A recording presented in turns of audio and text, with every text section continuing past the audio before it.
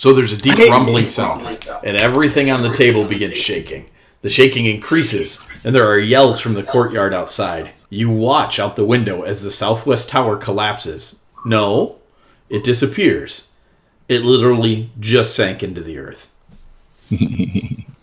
So, you guys have just exited the labyrinth. You're standing on the Queen's Landing, overlooking the mountains to the south and the plains to the north. You are in the Northern Kren Empire.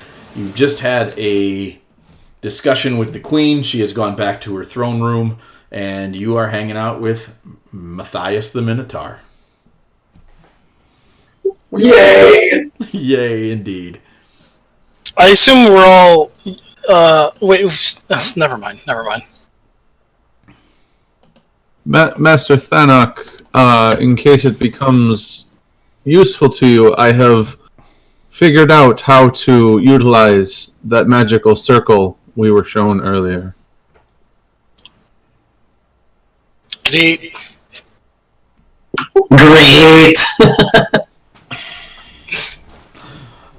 Oh, Mike, you're still invisible. Yep, I saw that. I just saw that. Invisible. My camera's not on. That made me invisible. That's wonderful. Perfect. So what do you guys want to do? Do you want to test Jeff's new spell? Do you want to... Where are we again? We're on the landing to the labyrinth. Right. That like bird-shaped plateau. Oh, are we rested? I mean... No, we are not rested. So technically we didn't level. Well, technically. But I imagine you guys are going to go, can we take a rest? Right. Yeah, that's what I was worried about first. Yeah, Mm-hmm. okay. Mm-hmm. I will need some reagents before I'm able to actually utilize this magical ability, but...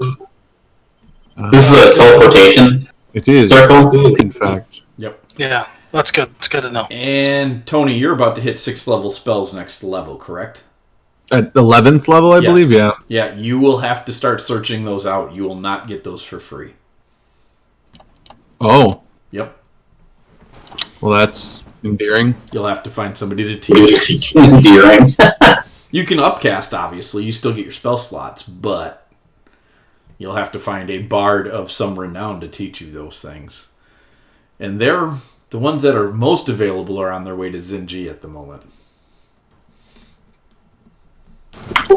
What? The bards group is spending a little bit of time in Zinji. So, what do you guys want to do? Well, I'll start applying the rest, and you guys can decide how to move forward from here. I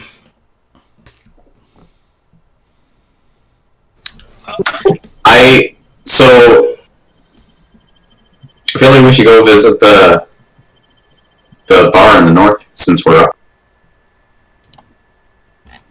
Or the inn? What do we own up here?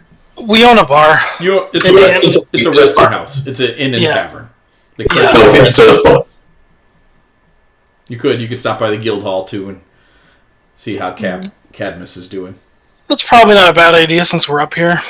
I didn't want to, obviously play into the cutscene, even though I know we'll make our way back there eventually. I'm trying to think of what we would do since, outside of that, Oh, you don't know where that tower is or where I'm planning on sending you. I know where it is.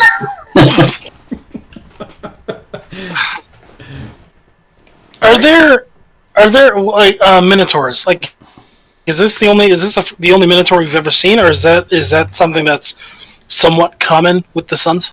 No, it's definitely not common. There have been other minotaurs running around. There's some in history. They're not restricted to just being labyrinth-dwelling monstrosities that rip adventurers apart or demonic. Historically, there is a very famous minotaur in the Order that Mav could tell you all about. He was part of it. He's pretty dope. He's pretty dope. He was part of a team that helped save the world against a cult that tried to summon a being from way beyond the hells called the Other. So it doesn't even have a name. And he stopped it. He killed it. sort of. He thinks he killed it. He was a freedom Minotaur. He was a freedom Minotaur. He was packing a Holy Avenger by the end of the day, so it was a good time. Like, is that his class? Freedom? Yes. Freedom. Freedom. But He was actually just a Minotaur of freedom. Yeah. He's the Minotaur of Freedom, do we say? So Yeah, my question is, what's going to be the reaction from the local populace when some Minotaur just comes walking by? Oh, it's gonna be a thing. Especially here in the north, it's gonna be a thing. Yeah. We just need to walk casually with the Minotaur. Be like, yo, bud, what's up? No, as soon as we get to a town, let's run and scream.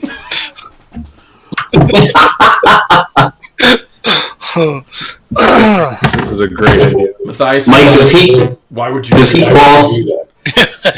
yeah. Does he qualify as a master in my craft?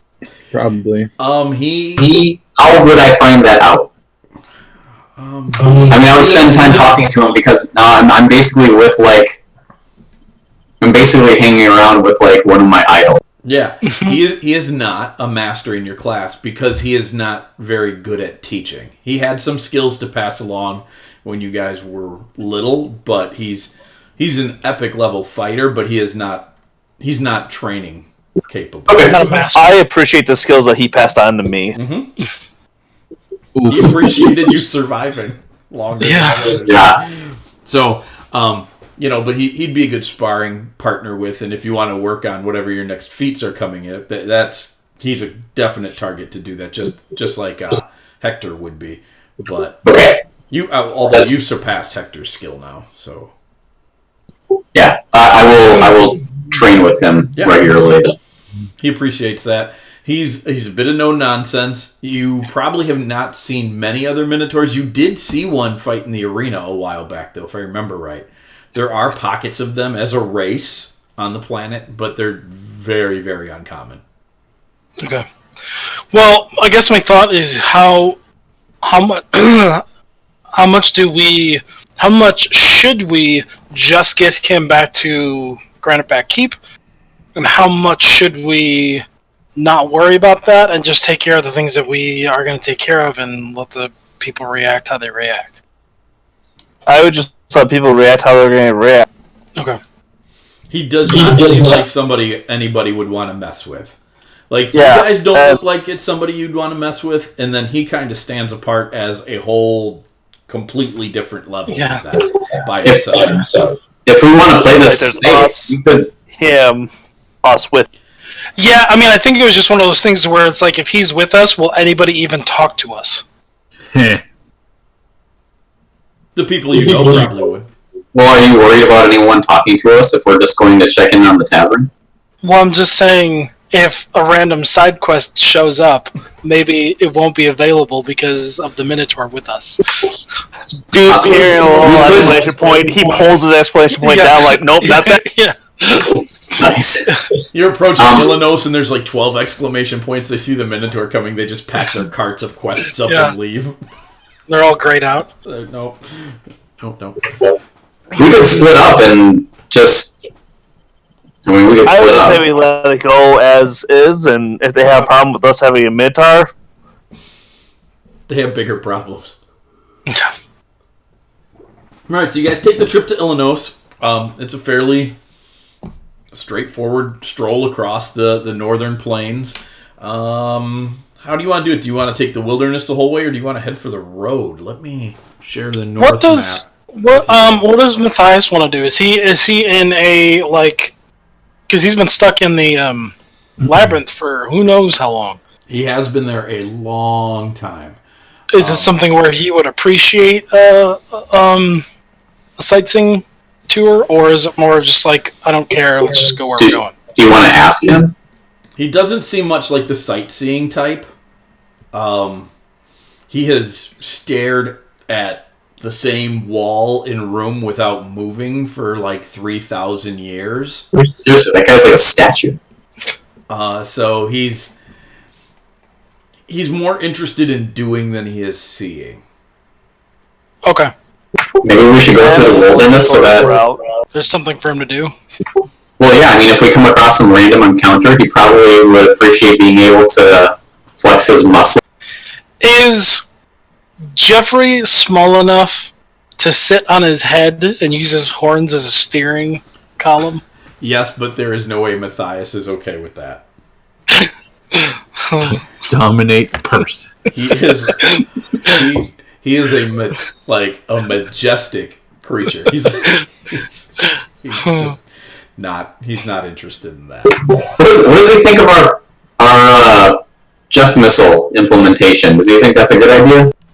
So, as you're traveling, it's a 3-day walk to Illinois through the forest. So as you're traveling, you're talking to him about this, and at one point in time, he reaches over and he's like, "So you pick him up and throw him like this?" And he just hurls Jeff at you. So I need you to make. I'm going to make an attack roll against. I feel like the three of us, me, Othig, and Oh my gosh! would like split off into like a triangle pattern and just play catch with Jeff. Yeah! Keep away from that. Yeah. Okay. All right. So we're going to play catch the Jeff. And Jeff has no say in this.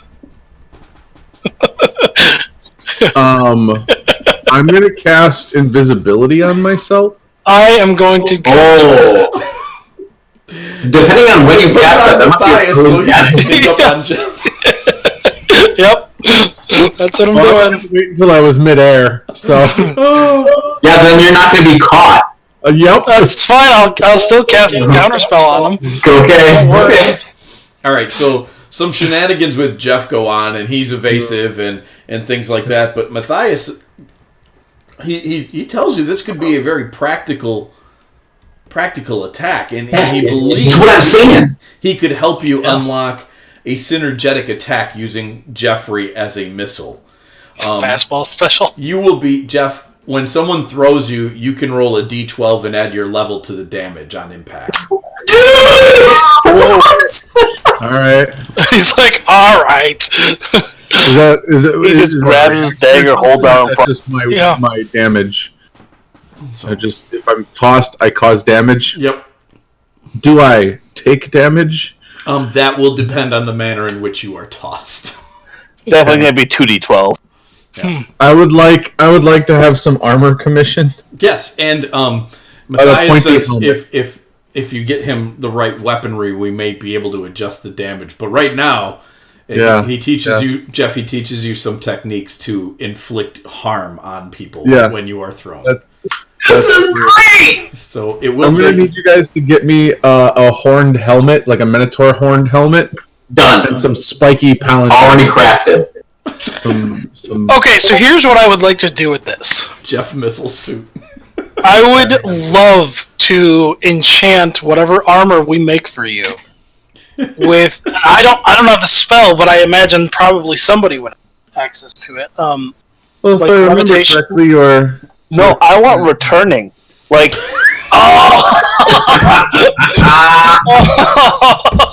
I can throw him like 4 times around. A Jeff of returning. I believe your comrade had armor that allowed, or was made of winged serpents of some sort. Who had that? There is that. Your Filbert had armor made out of winged serpents. Yep. Yeah. What would that? I don't know. You guys figure that out. That's your jobs. I was simply pointing it out. Okay. No, what I was thinking is maybe doing something with levitation to where you wouldn't Take damage from falling. Yeah. Yeah, we can work on that. That's good. That's a good Discord conversation. Yeah. So you travel across the plains. There's a couple of creatures that make themselves apparent, and that you can tell Matthias takes notice because he hasn't seen such things for millennia.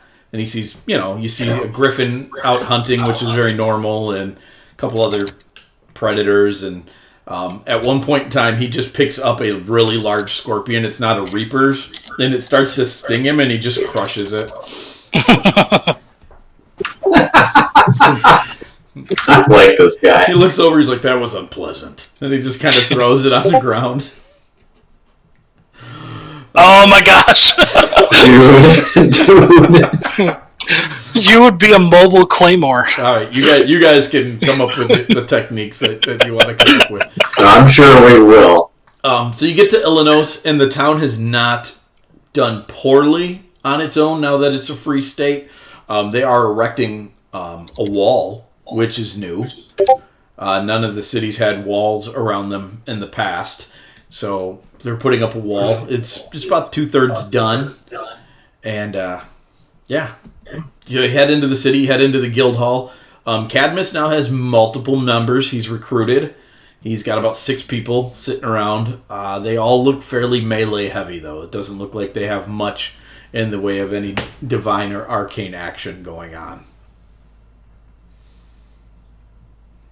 So he greets you, lets you know that things have been going well, that there is a much greater need for guild halls and adventurers in cities now than there was in the past because they don't have a standing national army to take care of stuff. So their last excursion, they just dealt with a large pack of gnolls that was rampaging off to the north at some of the smaller farms and villages off to the north. And so they handled it. There was about 20 of them. I feel like we probably communicate with him on a regular basis, but since we're here and we were just checking in, is there anything that he needs that we can send, like when we get back, or that we can impart to him now that he needs for to keep stuff up and? As far as upkeep, no, they're doing well. They're getting good jobs. They're taking care of it. Nothing's been super interesting. There is a lot. He lets you know there is a ton of caravan work available, more than they can handle. If they don't have a monster hunting job, they sign up for a caravan job because bandits have exploded in the free states. They are everywhere. So is he? A lot of it's happened because people have fled Krenshad, the capital. Yeah, it's a disaster. He tells you, it's almost the entire city's almost in ruins now and abandoned. So is he? I mean, should we send more people up here? He would love to get maybe a dedicated healer and somebody who has some skill in arcane. He does a little bit of healing, and he points to one of the other new members, and he says they're a lower skilled paladin than him, and so there's some there, but there's not a lot, and so he would really love some healing and some arcane. What about Hashel is one of our healers, right? You could send Hashel north. But you don't have a ton of it in the south. We don't have a ton of it. You have. Yeah. You're also hurting for arcane knowledge as well.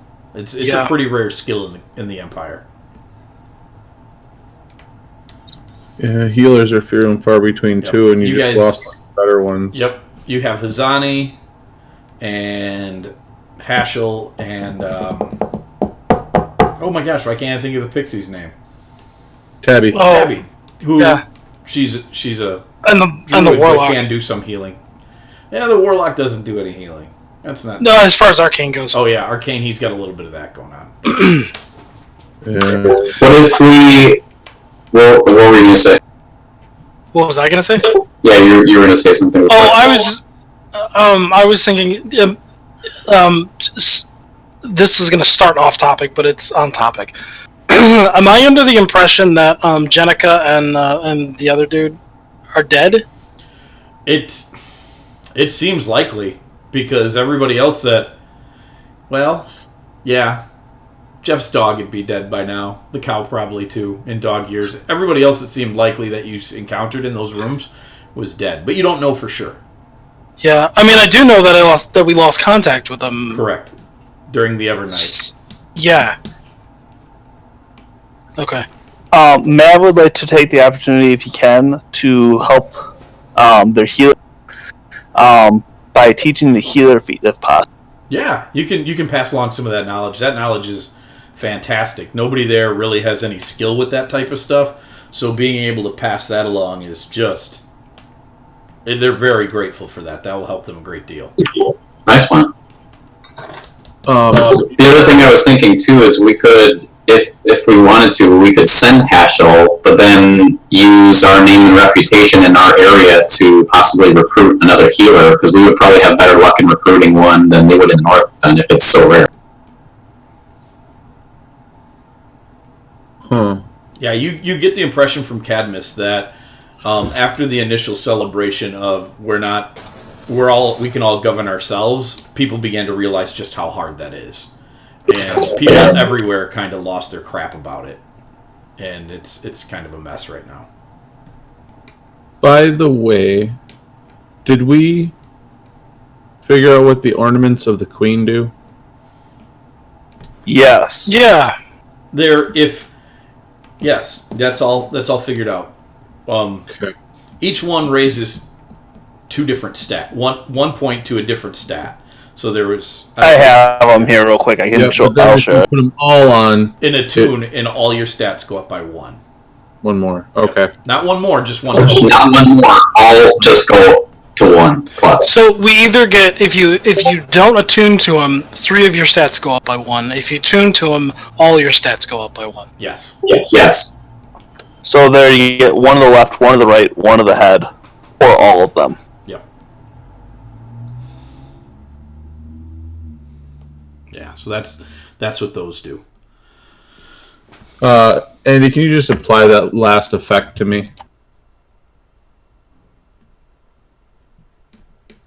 All right. So, if you don't have any other business here in Illinois, Cadmus says that with the recent influx of newer recruits, they're making some money, even though they're busy. But there's the economy. There's not as much money to go around as there was. So they're breaking even. They're doing fine, but he doesn't have any extra resources to pass along. He's kind of giving you the impression that he thinks you might have stopped in to see if if he's being profitable. We don't really have as long as they're doing well enough to survive. We don't really care if they're profitable. Okay. I think we would assume that if they're alive and they're working, they're profitable. For themselves, yes, but there's none to send to the larger organization. That's fine. Which at this point we're not looking for. Okay. Yeah. That kind of country. Yeah. I just don't know. He doesn't know if you guys have ever clarified his role and that type of stuff with him. He's happy to, if they get extra, to send it along, but right now he is, as you guys were, interested in taking care of his people. I would say that, like, I would clarify for him as much as we can right now. Mm-hmm. Whatever he makes, don't worry about sending us any. Worry about building this place up. Fantastic. He's all about that. So you spend a day there. You get acquainted with the new hires and the new recruits. I will add them later to the new spreadsheet. I don't know if anybody's taken a peek at it, but I did a lot of spreadsheet rejiggering. I got a little bit more I need to do, but I haven't quite had the free time I thought I would have because, well, I spent a lot of it working on the Season of the Haunts. Which was great, by the way. It really was. Dude, the DMs Guild ate that sucker up. Did they? Yeah, they love it. The only thing people complain about is the name Winchester because there's so many, like, different the Winchester Dean and whatever. Yep, well, because there's the Winchester house. Yep. That's supposed to be haunted. California. There's yep. there's Sam and Dean Winchester. There's a ton. Yeah. And so the name's really overplayed, but I was like, but it's true to our local lore. And then everybody's like, oh, that's really cool then. But at first people are like, that was a bad choice for a name. Then I explained it. Yeah. Fine. Yeah, it's overused. Yeah. So, It will when you actually make a. Oh. Yeah. So if you had a 15, it'll now roll as if you had a 16. okay. So then you guys head off from Illinois, and as the day you leave, it's been quiet, and so Cadmus is like, looks like it's caravan duty this week, so he says he'll let you know how that's going. He is a little shocked. He's got a job going to Crenshad, which he hasn't had one going there yet. And so he's kind of interested in that. He'll personally lead that one. And you guys head off for Mariasi. So the trip around the lake is cool. A lot of the life around the edges of the lake that had been corrupted by the black sludge made by the hags has started to right itself. Yeah. Oh. dogs. And so you get to Mariasi, you check in on your bar. Mariasi is done really well. It is thriving. It's doing quite well. The people there seem happy. It is a good juxtaposition to Illinois, where people seemed very nervous and tense, but were surviving. Here they seem happy and thriving. So you guys can add an extra 600 gold to your inventories as the innkeeper coughs up all that he's made. There has been a lot of traffic between Euros and Thivis that has fueled their economy. They've become a great stopping point between those two, because now that the dwarves and Thivis aren't relying on the Empire anymore, they're relying really heavily on one another. Good. Okay. If it's alright with you guys, I'd like to send the 600 gold to Elenos to help Cadmus fund. So here's what I wanted to say, and I want to backtrack just slightly with the conversation with what's his name? Cadmus? Yeah. Focus on building this place up with the caveat that at some point we are going to be taxed, but I don't know what that is going to be. I don't know what that's going to be yet. He won't be taxed. You guys will down south. Right, but we might take a small...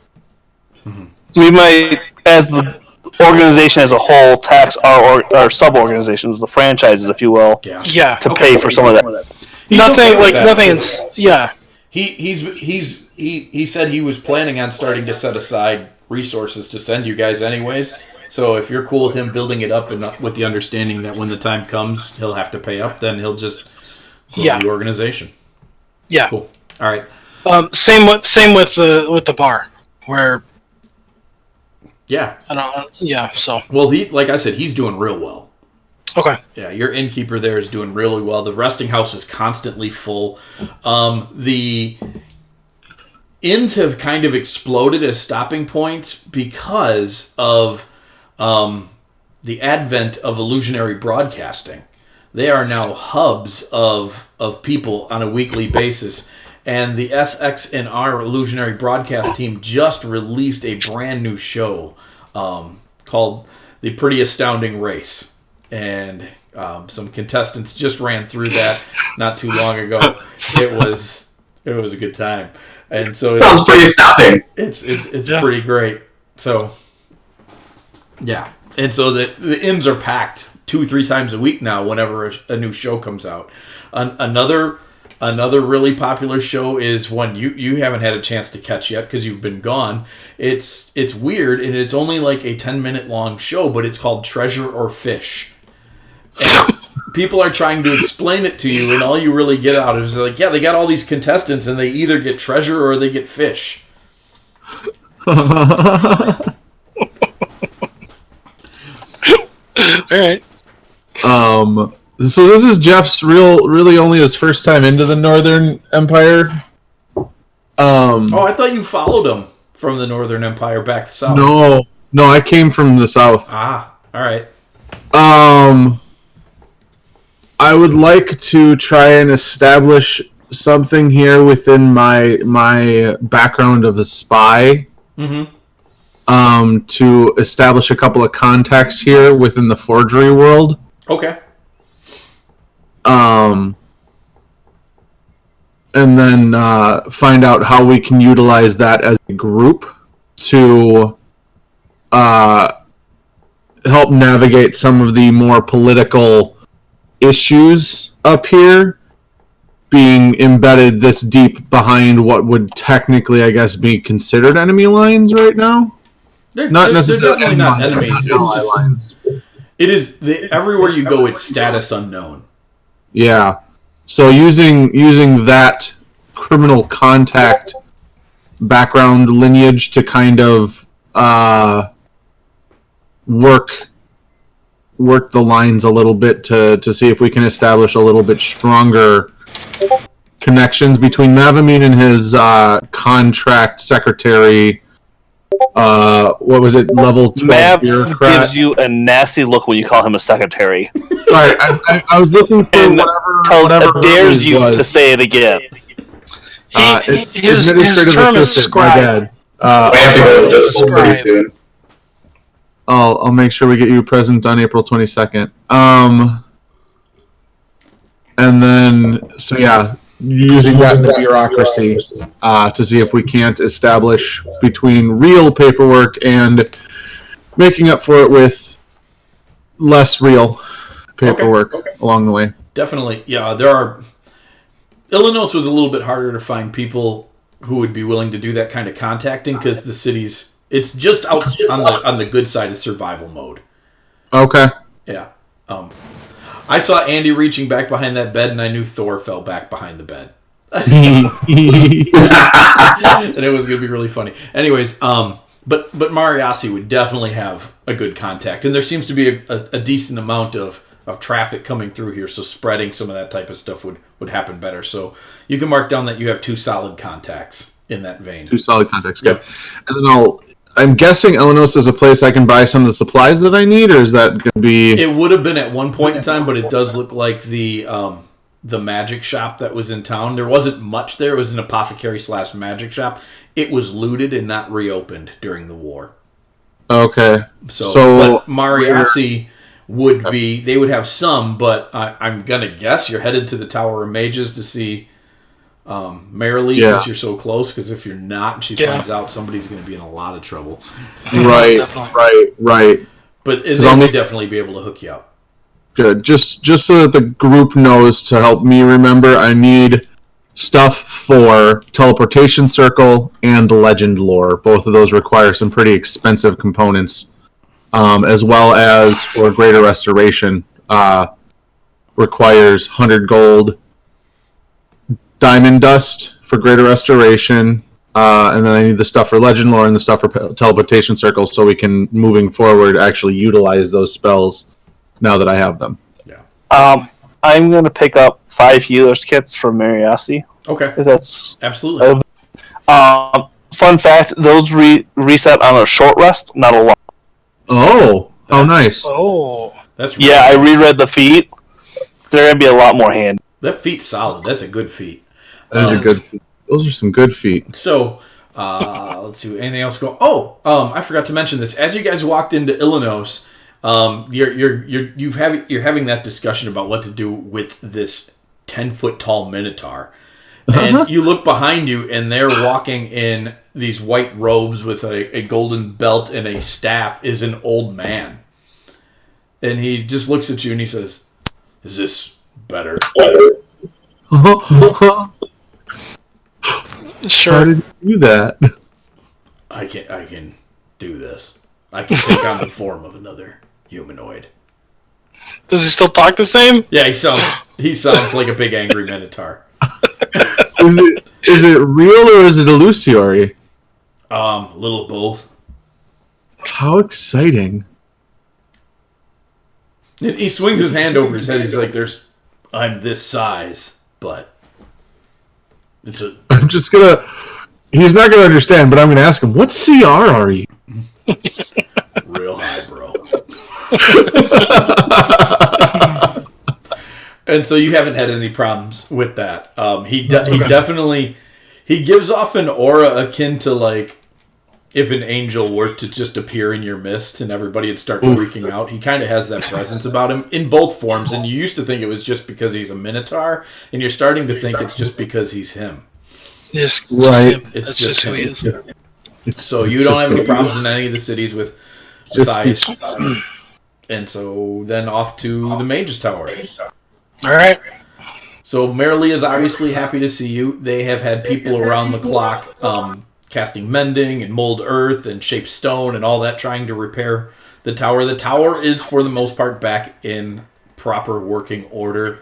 The reagent garden is still a mess from the fires and a bunch of other stuff.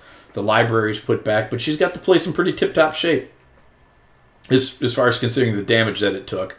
And she has the handful of students that she was sent to manage. Most of them are younger. And they include Randy the werewolf, or werebat, sorry. Randy the werebat, and a few of the others you met. There is a memorial out front now for the Archmasters who died in the event, and Cohen, who died teleporting you guys. So That's what rank is she? She is the headmaster of the tower. She's the headmaster. She's the top dog. Yep. She's up there, yeah. She would flat out readily admit to anybody who asks that she is way under equipped for this job. She doesn't have the experience necessary to really do it long term, but the fact that she was asked is just testament to just how destructive some of the things that happened during the Evernight were. And it does appear that the more powerful people on the planet who experienced the sleeping madness are mostly dead or now crazy. Because it seemed people with magical power, it seemed to hit a lot harder. And so she is one of the highest ranking mages left in the world, aside from a few very standoutish individuals. Is Despina still around? I know she wasn't here, but was she affected by it? I didn't think about that.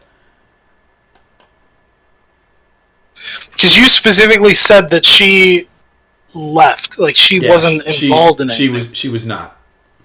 She was not on the continent when that happened. She probably went to another plane of existence if she's a strong enough wizard. It's like, I'm out of here.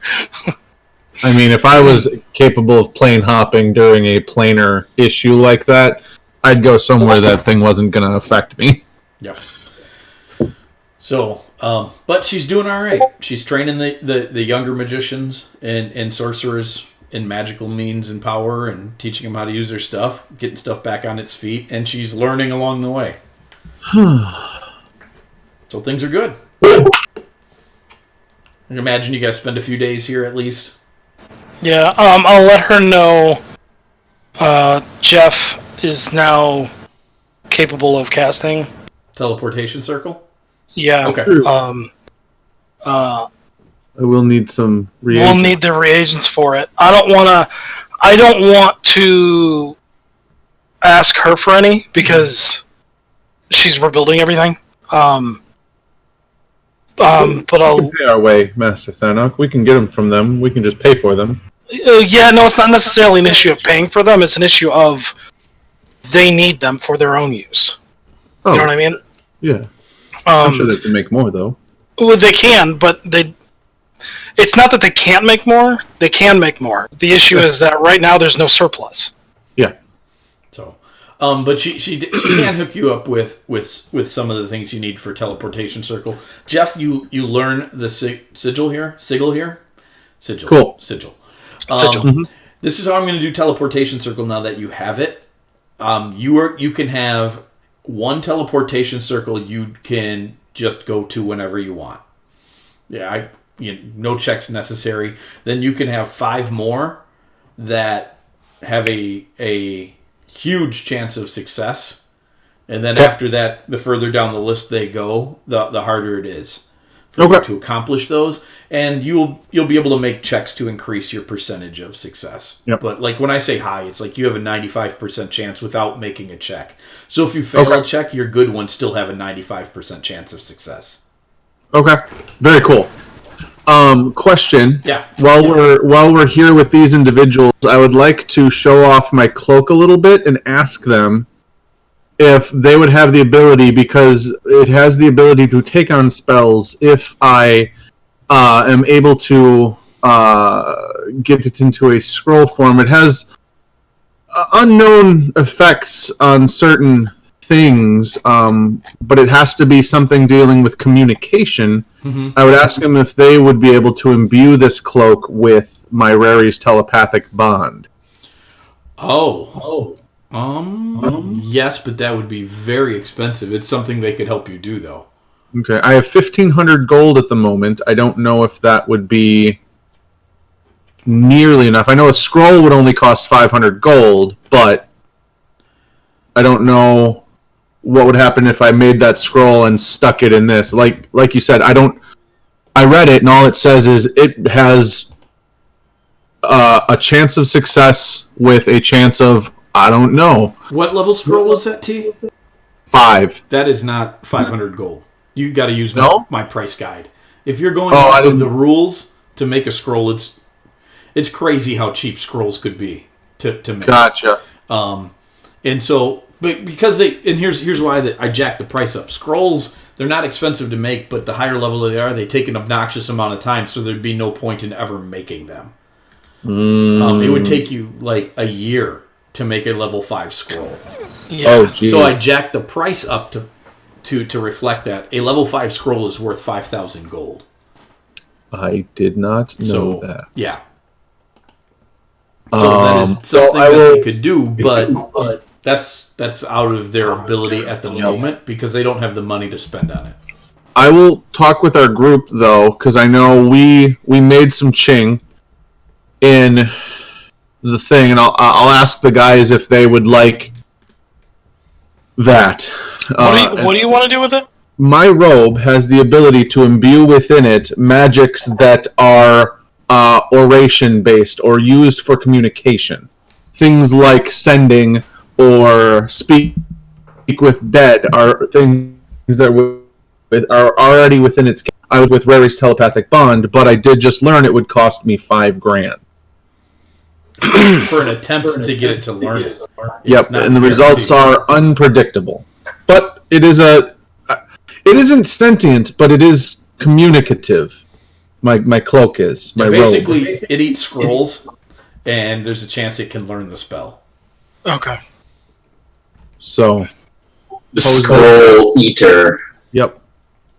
See if they want to gamble with that or if we want to wait. At the moment, I still have access to it as a ritual. I would just like to, if possible, change my magical secrets to something a little bit more advantageous. Okay, so here's the thing. I think if you can currently... When can you change your secrets? When can you change Technically, when I hit either the next level or 14th level. I don't so think it's you not can change every... magical secrets, T. I thought you could change any spell when you level up. Oh, no, magical secrets is separate from that. Yeah, I think it's just your bard spells. But still, removing the ritual qualification for it would be nice. Yes. How often could you cast it out of your cloak? Well, I'm guessing adding the spell would give it... I would be able to cast it once per day with just a flick of the cloak.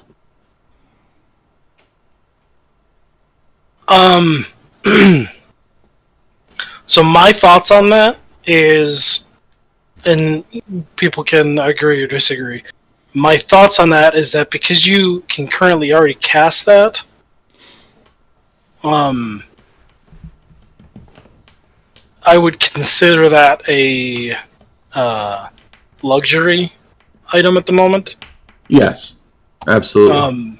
And because I think between the four of us, we only probably have about 4,000, because I have 1,000 in change. Yep. And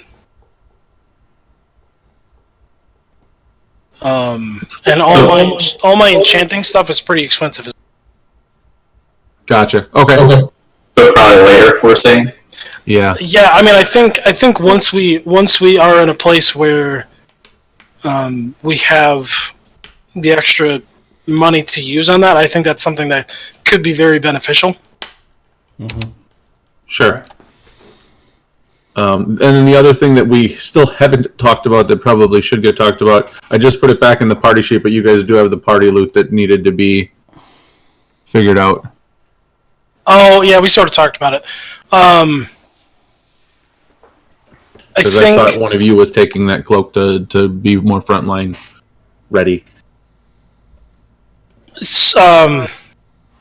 Mike, I have a question. Is that the cloak that you're talking about, or is it different? No, separate cloak. I have a robe.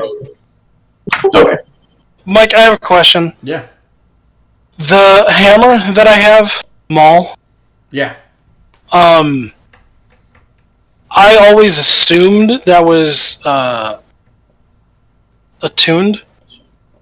Yes. But it doesn't say it? It is. That's what I thought. Okay.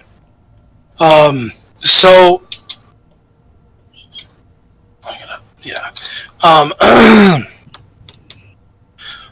So if somebody wants to take the cloak, because that's an Yes. attuned item as well. We got to figure out what we're doing with our. I was just about to ask you if you didn't want to take it. I would like to take it. And then the other thing I wanted to mention before, Mike, is that I wanted to unattune to the bow since it's not cursed anymore, and or ask you, is part of its attunement because it was cursed? No, it doesn't have attunement anymore, right? It doesn't require attunement. No, I don't remember if we decided on that. attunement, but you can drop it. Oh, okay. Okay, yeah, so I'm not going to... Can I use it not being attuned to it? You could still use it as a regular longbow. You could even use it, I think it's a +1 longbow, correct? It is a +1 longbow, so it just doesn't have that knockback effect? Yeah, you can't use this effect unless you attune to it. Okay, so the cone doesn't... Okay, so I'm going to keep using it, but not attuned. Okay. So I'll be using the Queen set. Sounds good. Okay. Awesome. So I'll take that cloak then. No, you won't. No, I won't? Just roll a percentage die. Okay. Whoever wins can have it. I thought you can take it. You can take it. Well, yeah, but both of us are in the middle of the fight. I just took defensive as my second, so I'm already another +1 anyway. It would have been just another padded bonus for me to be in melee. I don't need it. Okay. If no one was going to use it, I was going to use it. And the only other person that would have used it was probably you. Yeah. Alright, I mean, if you want to roll for it, I'm fine with it. What's your AC? 18. Just take it. Alright. Alright, so that's settled. After a few days, you guys sort some more things out, spend some time with Marilee, getting reconnected. You mentioned that they could use an Arcanist over in Illinois at the Guild Hall, and she does have a student who, within the month, she thinks would be capable of fulfilling that role there. So she will send somebody to Illinois as soon as she's got somebody ready. Which should make Cadmus pretty happy. And Yeah. That's really. it. Time to teleport home, I'm guessing, unless you got something else you want to do here in the north. I can't think of anything. Covered your bases. Covered what I thought your bases might be. Mm-hmm. All your bases are belong to us. All the bases belong to us. At least it is. All right. So, you guys step into the teleportation circle. There is a moment, I would say, throughout these few days, and Cadmus probably had this moment too, where they ask who the old guy is and what's his deal. And so there's like these reveal moments where he shows people like who he really is, and it's definitely a poop scare. Shock and awe. The minute that comes out, it's like, what? And you can now talk about, to some degree, the labyrinth. Yes! And so Marilee finally understands why she can't get a hold of you. Oh, I totally forgot to do this too. I was going to say, when you came out of the labyrinth, Thanok's phone had like 37 missed messages. It started off as like, hey, just wondering how you're doing and where you're up to. Heard you were headed north. Maybe you come see me. Hey, are you okay? How come you didn't call me back? Call me back. Like, are you mad at me? Oh, yeah, because did you say that, like... And they're all like 5 minutes apart. Yeah. Did you say something like time went by faster, but then when we got out, it, like, reset back to the right time or something? Yes, I communicated it really stupid when we were talking about it. When she took you out and showed you the world had been destroyed by fire, that was the future. And then she slid you back to the present. But we still kept our age. Like, we've aged. No, she fixed that. Okay. Yeah, when she did the timey-wimey wonkiness, she took care of all that for you. But you had started to age in the labyrinth, and had you stayed there too long, you would have died within 2 weeks of old age. Yeah, did you say how long we were actually in there? You were only in there 3 days. 4 days. No, yeah, we were only in there 3 days, but it was the equivalent of, did you say? 30 years. Yeah. You only got 37 messages over 30 years. No. Time outside of the labyrinth passed normally. I don't want to believe you only got 37 messages in 30 years. That's because on 37 she hung up on you and she was done. Yeah. I was like, screw that noise. Screw this guy. That's awesome. Him anymore. So she fires up the teleportation circle. She spends a lot of time with Jeff so that he can learn this one well, because I'm guessing this one's probably going to go in your tops. And you can move those around as you learn more of them. Okay. And poof, you guys teleport back home. Theoretically, it's only been about 2-3 weeks, which is what you expected to be gone. So things have progressed normally. And let's talk about some kingdom business as you get back, unless you have anything you want to talk about as soon as you get back. All right, you have a number of messages waiting for you when you get back. Apparently, while you were gone, an enchanter came by from the Emperor, and he has enchanted your guild table that he gave to you. It now acts as basically a hollow pad. And you have a matching token, so when you are away, you can communicate with your keep. Nice! So when you guys are away, we can still do guild business and take care of hold business, things of that nature. Cool. Yep. So somebody has a medallion that looks just like the table, and you can phone home, basically, now. Okay. Nav hangs onto it. Yep. So it does have only a half an hour of use a day. So it's a lot of time. It can make 3 calls up to a half an hour. It's worth of time. Okay, so 3 calls, a half hour each. No. 3 calls, 3 total of half an hour.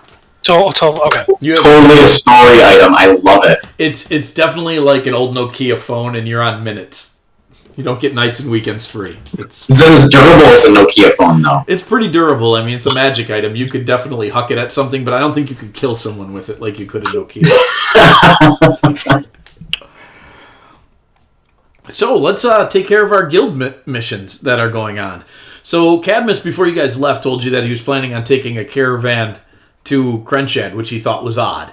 So he gets a couple of people together. He gets his 2 recruits that you met in Mariasi and brings the other paladin along. And they start heading down the road. Now, the roads have become very dangerous, even volatile. And so somebody should probably scout ahead. So I need a D20 roll for scouting.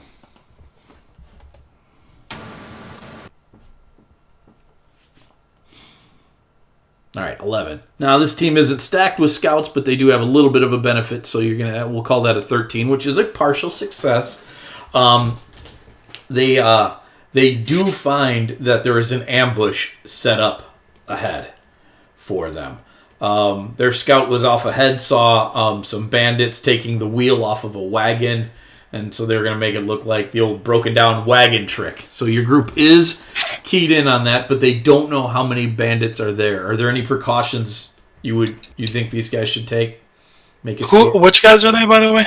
You have 2 fighters and 2 paladins. Cadmus is one of them, so he's a pretty tough paladin. I don't know what they could do. Okay, so sorry, explain it to me. So the 4 of them they're guarding the caravan. They know there's an ambush up ahead. They know there's an ambush ahead. Yep.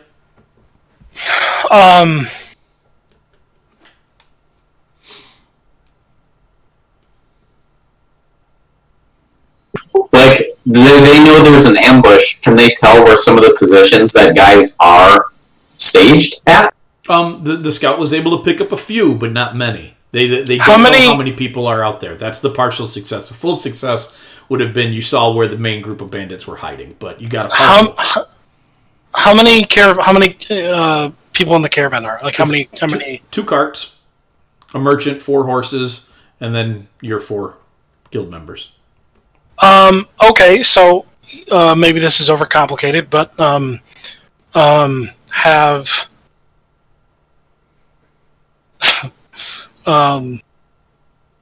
all I have in my head is from Serenity or Firefly, where they all dress up as Reavers. No, where Mal's dressed up in a dress. Oh. And So I get where you're going. You're going to take the we're unarmed and weak thing so that it draws them out rather than keeps them hiding. Yes. All right, that's a good plan. So you can make the bandit attack roll at plus 3, and then plus another 4 because this is a very melee combat heavy group. So plus 7 for whoever wants to make the D20 melee roll. I'll roll it. All right, Ryan's got it. Oh, that's not a real good. That is not. There's a picture. Yes. That's not so great. The newer paladin is very seriously wounded in the fight, and they your guys drive the bandits off, but you have a very wounded individual that's going to need some long-term medical care. Good thing they just got taught some healing. Yeah, good thing. Good thing indeed. So they are down a member who is now riding on one of the wagons. The merchants are happy, though. The bandits were chased off.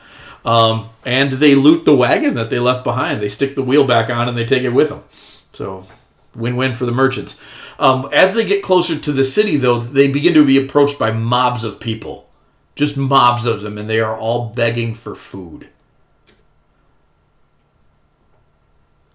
How do you guys want to handle that? Find out why they're hungry. There is no food in the city. None that's easily Do found we have otherwise. food in the... Yeah, what's the caravan? They would have brought enough to feed themselves for there and back and maybe a few extra days. It's a 2-day trip to the capital, so... I mean, but if there's mobs of people, what if they complete finish the job, obviously, but somehow communicate that they'll spend some time hunting and gathering food for these mobs of people that are in and around the city? I don't know how big this mob is, but There's I don't know that we're going to be able to. Yeah. I think our best course of action is to try to push through them. Maybe use some diplomacy to try to get them away from us. But we don't have enough food to give them anything that would sustain the mob, and they're not going to want us to... We're not going to be able to find that much food. Obviously, they haven't been able to do that themselves. And Cadmus would know that the area is pretty tapped out down here. He didn't expect to see mobs of people, or he might have brought something to rectify the situation. But it's a bad situation in the capital, and he knows it. So here's Jeffrey's gonna come out of nowhere and kill. Dude, you took that spell? That's a great spell. That spell is fantastic. it's too bad no one knows create food and water. Yeah, is Cadmus? Is he what's his background? Isn't he like a folk hero or something like that? He's a noble from Mariasi. Oh, that's right. That's right. Or Copanus, I don't remember. One of those two. Yeah. What if he, being the leader of the guild up here, would he be able to tell the peasants or the people he's going to finish a job and then he will come back and talk to them about take a job to procure them food? He can attempt to do that. That will be a diplomacy check. Cadmus is a very charismatic fellow, being a paladin. The younger paladin is out, so he won't have advantage, but he can have a +5 to his roll. D20 diplomacy. Nice. 14, so that's pretty good. Most of them back down, but a few of them get really uppity about it, and a few start chucking rocks because food tomorrow is no good to them. And, right. And so it doesn't go real well, but it's passable. So you guys get into the city. The gates have been torn down. There are no longer gates to the city. Chunks of the wall are crumbled, and you guys are met by some armed individuals who are awaiting the caravan, and they're taking these goods, which gosh, the extra rolls are wigging me out. They're taking these goods setting something up to the only surviving quarter of people who are currently living in the city.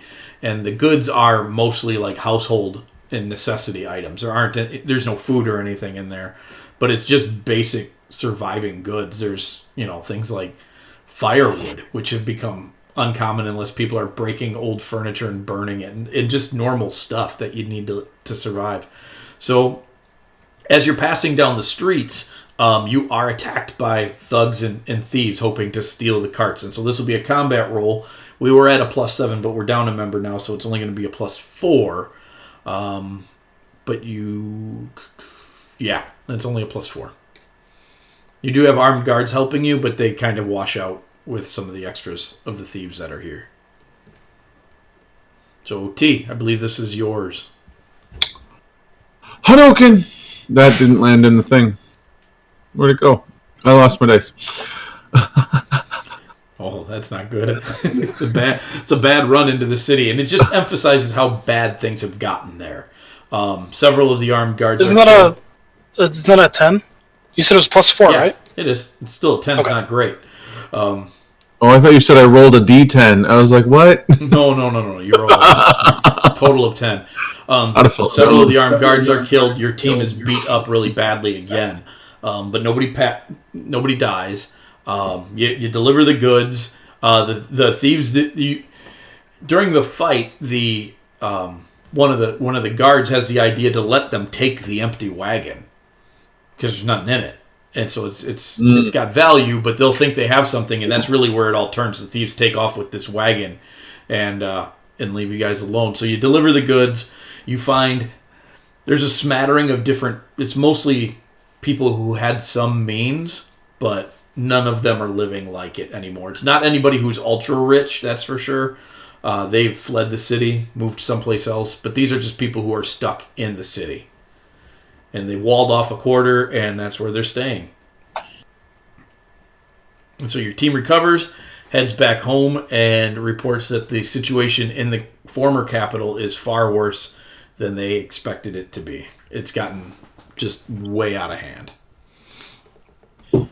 So, back home in Minos. These guys started a mission right when you were arriving back in town. What has started to happen is, last time we talked about what was going on in Minos, is there's been a lot of refugees coming in from the north. People fleeing the northern cities because things are going to crap up there. But several people in Minos have started to go missing in the past 2 weeks. They're mostly refugees, but not entirely refugees. And the authorities have so much going on with this influx of people that they're really unable to make much headway, so they have hired your guild. So the first thing you guys need to do is the guild needs to head out and make connections. Now, out of your guild members, who do you want to send on this particular mission? You don't have to spend too much time researching it, but folks you remember you have. Yeah. Yeah, I'm trying at the moment. So you got Hazani and Tabby, and people from Granite Back Hold can participate as well. So you got Orin and the other Iron Fists. You got the Warlock. Who else is down there? You got your Aarakocra. Yeah. You got Sadak, One Eye, Blue Eye.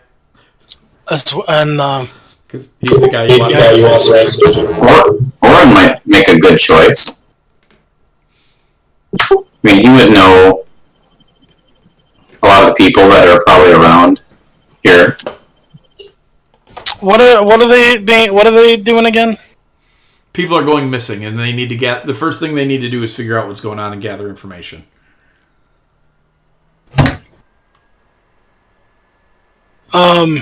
Yeah, you got Raki and Skoog and Sky. Don't forget about them. So Orin, we'll pick Orin. 3 others. Yeah.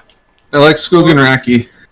Skoog and Raki are good. All right. Yeah, they probably would have gotten around. I also say Sky. All right. That's a tracker. We'll take Sky. So you put together some of the originals. There's a bonus for sending Skoog and Raki along, and there is a bonus for sending Sky along with any of the Granite Backs. Then Orin qualifies for that. So you guys will gain bonuses equal to +2 on all of these rolls. Now, the first roll you have to do is make some connections. These guys are okay at that, so make your D20 roll and add 5 to it. 19. So you guys, Orin leads the crew down to the docks, and they spend time around some of the more poor people, and they're talking about what is happening and why people are disappearing. And you find out that it only happens at night, and it is only happening along the dock lines. And so they start doing some searching, and so now I need a search check from who's next. What is that? That is Plus, you got Sky That's with 10. total of 10 with the bonuses, and Sky will give you a plus 3. That's 13. So it takes you a couple extra days to round this up. But Sky finds a body at one point in time. The body has been sucked dry of water, is what it looks like. It's a dried out husk. They're not de-blooded, but they're a dried out husk. So now that she knows what she's looking for, and because of that, there's very little scent to this body. So she's doing a better job on it, and now she needs to make a tracking roll to find the lair of whatever is doing this. I'll do it. Chupacabra. Oh my gosh, these rolls. So 8 plus is 11. Sky does find the lair. It takes her another few days, and in this amount of time, it's almost been a week of them looking now. A few more people go missing, and then so you guys move into this lair. Your team starts to spread out, and they find the monstrosity, and it is currently, you watch it. It's got like all these, you know how like a sea anemone. It's got all these like tentacles and phalanges coming out, and it connects to various pieces of this individual's body. And as you enter into its space, it turns around like it was waiting for you. And so you're not going to get a surprise because of how hard it was to find the lair. And now I need a combat roll from whoever is left. That's me. And this is, you got a pretty good team here, so it'll be a total of a +9 to your roll. I'll give you for this. Dang, son. The Axe Buster's going into effect here. That's true. It's pretty good. Unnatural. Here we go. Bam. So, yeah, this thing turns around like it's unsurprised, and it dodges off to the side and starts running by it. But Orin was not surprised either. And he Axe Busters this thing like straight to the face. And then Racky and Scoo go to town on it. And Sky comes out of nowhere and just starts stabbing at it. As they kill it, they wrap everything up. They weren't able to save any of the individuals that it had currently taken, so there were a few more people dead. But they figure out that this was another sleeper. That after the Evernight, not all the sleepers were found and killed, and so they were still affecting places with madness, and you've just killed a sleeper, so it should help restore some sense of sanity to the dock area of Minos. Oh, good. Yep. All right, so rewards. It was a mediocre run on the caravan run, so you'll get 200 gold from that, and it was a pretty good run, but not a great run finding the missing people, so you'll get 300 gold from that. The first one you said was 200? 200 to Illinois Guild Hall, 300 to the Minos Guild Hall. So, well, let's move on to your hold now. We never really established who's running Granite Bat Keep in your absence. I know we talked a little bit about Orin being in charge of the place. Did you have anybody else in mind? I can't think of anybody. Okay. I don't think there's anyone else more fit at the moment. Okay. So, I mean, like, I would love the idea of Sadak being in charge. No. Only if we can do a save state. You as a person or you as a player? Because I don't think anyone in game feels like Sadak is a good. No. The river and cliffside territory has now become a raiding camp and has been inflicting pain on all of the nearby neighbors. So Orin's doing a pretty good job taking care of the place then, and I know we talked about Hector or the fighter Iron Fist brother taking care of training people. I think it's Dal. So things are going pretty good, but we do need to identify some of those roles permanently. A few more of them anyways. There's a few pieces of news. So this is what's going on. So Lord Vaxalis of the Eastern Plains and Lord Salatos have both requested stone from your quarry. You only have enough to supply one of them and still meet your own quotas for construction. Who would you like to supply? Eastern Plains or the jungle guy? The palm forest. Who needs it more? Not. They're both gonna say we both need it. Yeah. But make it based on Okay.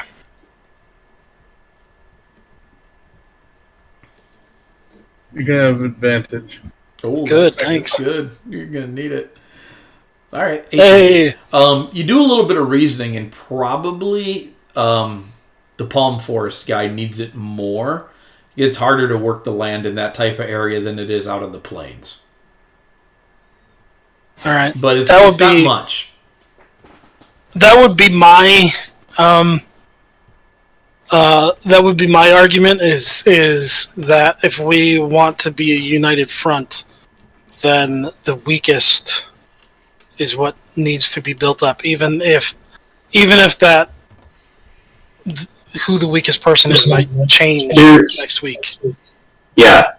In addition to this, is it possible to send some of our people who would work in the quarry to the place where we're not able to send supplies to have them help in that capacity instead? It will, but it'll slow down the building of your own city. Yeah. Do we want to do that or no? I don't think so. Okay. All right. The other thing that's going on in your hold is your patrols have discovered the signs of a large reptilian predator to the south.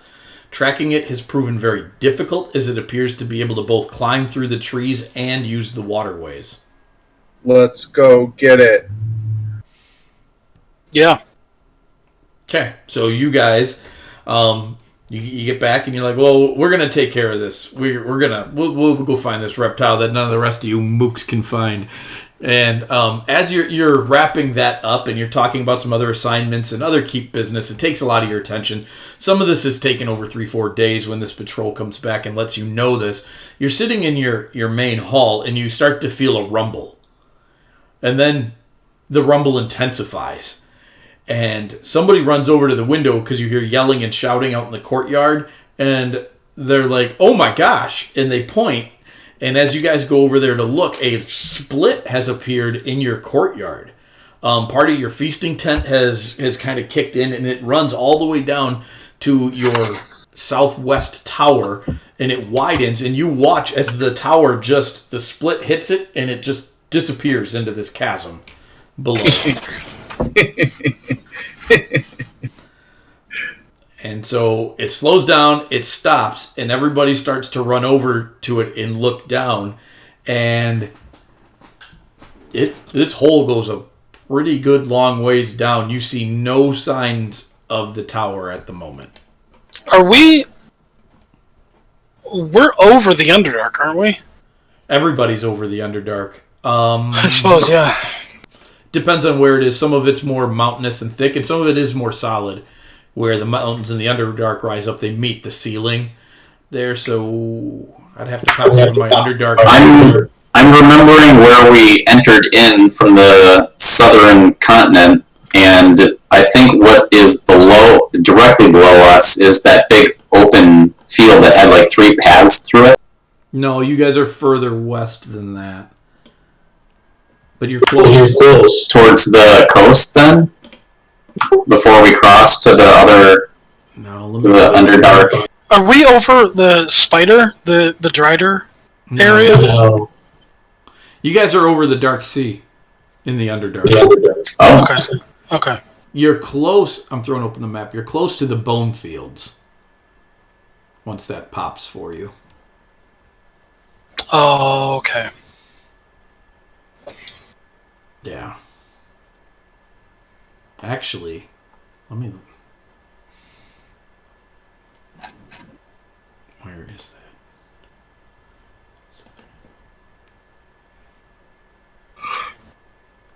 No, you're probably right about the S mark of Bone Fields. Right in that area. Okay. So your hold over the Underdark, as near as you could tell, is over solid land. Okay. I don't know if that's good or not. Does it look like this cavern could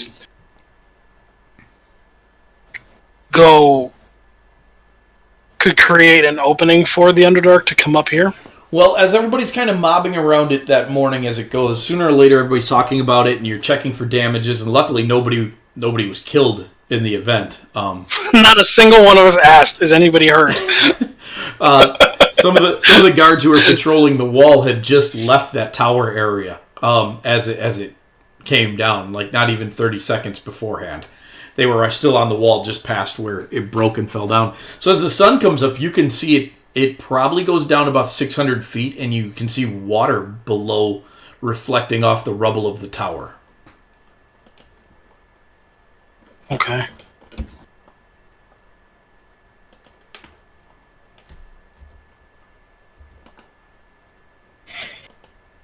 Well, are we thinking that the creature caused this, or are we thinking this is just a natural earthquake? What creature? Oh, the lizard creature? Yeah. The people who were hunting it would tell you it can't possibly be that large.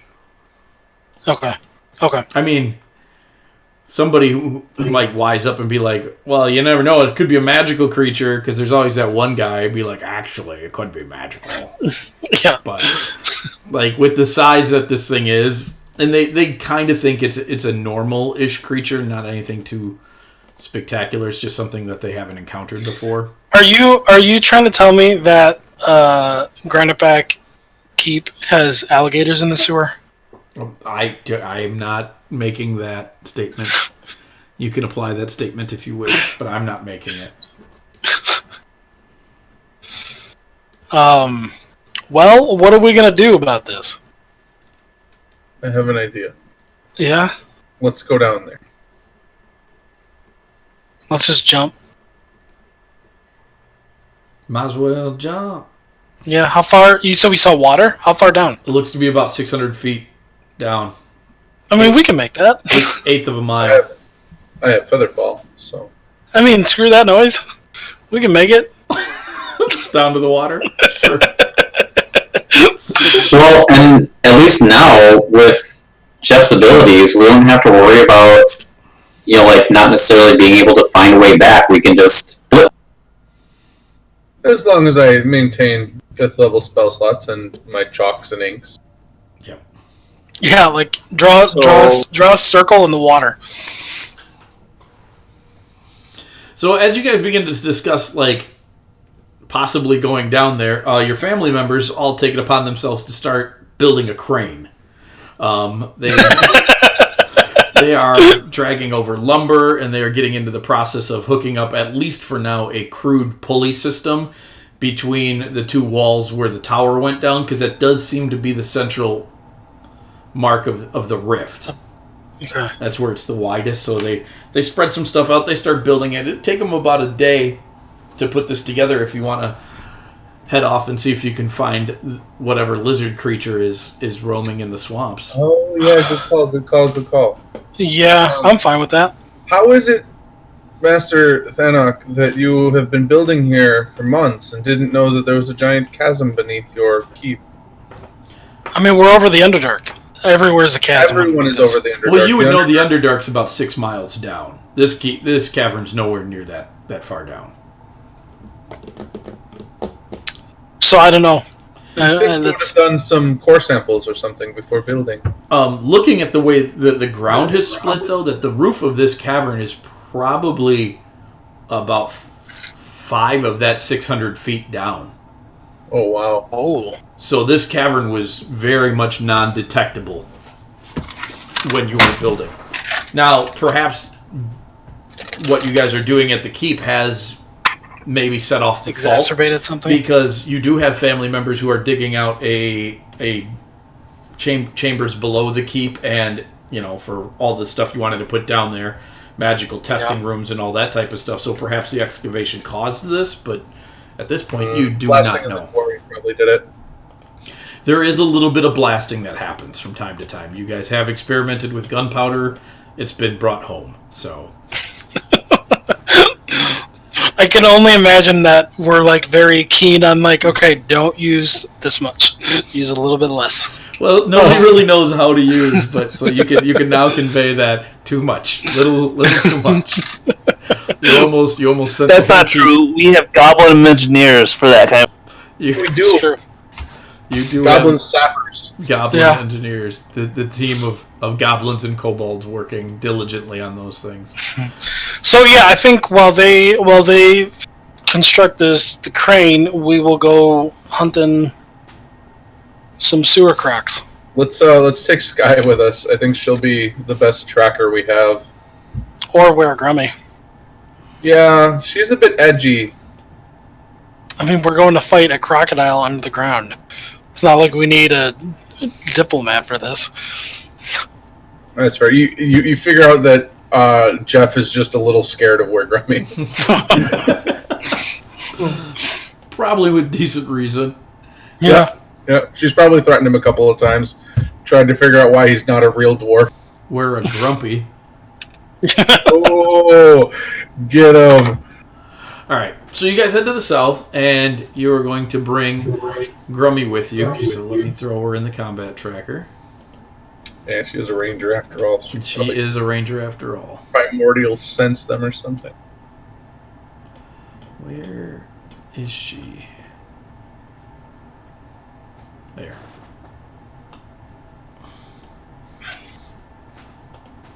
All right, so you bring her along, and you guys are cruising through the swamps. Let me make a survival check. At advantage, because Jeff, you helping? Yeah. I'll do everything I can to make sure that we don't get lost. Super good. As far away from her as possible. 2 good rolls. At first, she tells you she doesn't need your help, but then she watches the way that you do it, and she's like, okay, all right. He's not awful. And Grummy is at a 26, still having a hard time tracking and finding this creature. Wow. Mostly because it spends a lot of its time in the main river that cuts through your hold there to the south. And then it pops up on shore and it wanders not too far before it returns in a very similar spot. So it takes her the better part of the day to really pick up on the track of this thing. But at one point in time, she does find fresh tracks that have come up out of the river, and nowhere nearby does she spot tracks going back in. As she tracks, I will cast guidance on her. Okay. You guys can all make perception checks.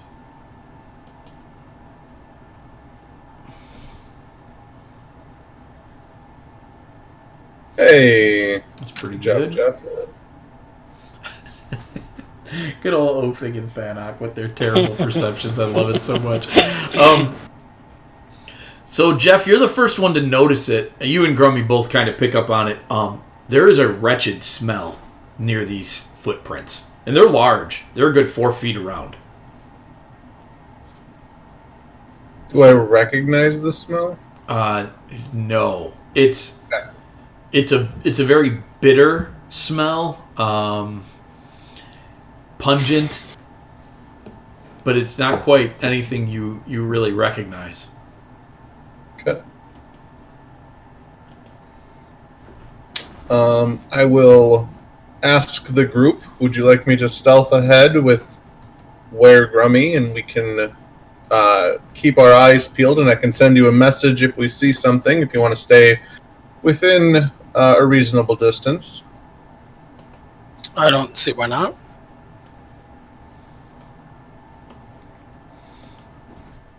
And then I will keep them within 120 feet. Okay. And send Ware Grummy out about 100 feet ahead of me so that I can be the chain of communication. Sure. Using the message ability. So you guys start following the tracks, and after she found these fresh tracks, they're not hard to follow. You're pretty sure any of you could pick up on this trail. Although it's careful about not disturbing the trees and the brush too much. You can see where it takes longer steps to avoid making too much of a disturbance. So whatever it is, it's smart enough to know that it's trying to hide its tracking somewhat. And then Ware Grummy spots it. And as you start to follow these trails, you all start to think you're getting closer to it because the smell is intensifying. And everybody at this point can smell it. And then you hear, sounds like the squealing of a boar. And then it goes really quiet, and you can hear something thrashing around up ahead. So, Jeff, Grummy will communicate with you with message and let you know that she has found it. It's big and it smells bad. Okay. I will signal for Othig and Thanok to kind of flank left and right, and then for Mav to come up by me. And we'll put Where Grummy in a tree to snipe. Sounds good. Sounds good. So you guys work out your battle plan. And so let's put you guys on a battle map.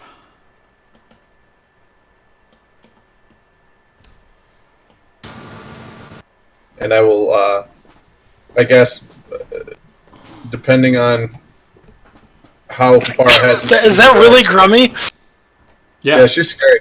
Holy cow! Yeah. She looks like a child.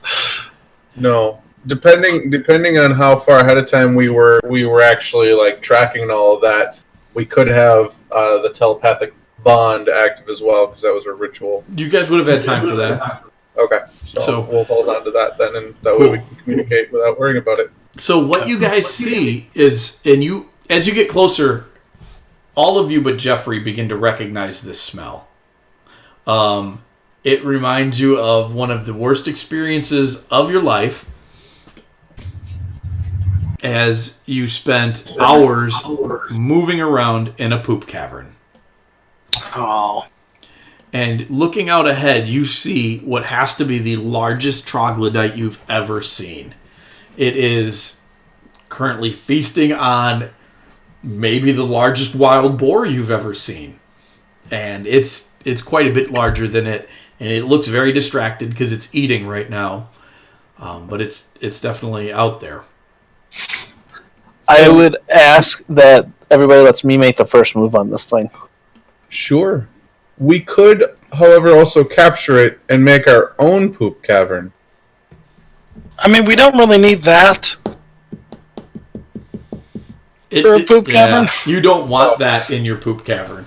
Gotcha. Was not made our poop. That's not what made the poop caverns function. Yeah, they made the poop caverns dysfunctional. Gotcha. Yep.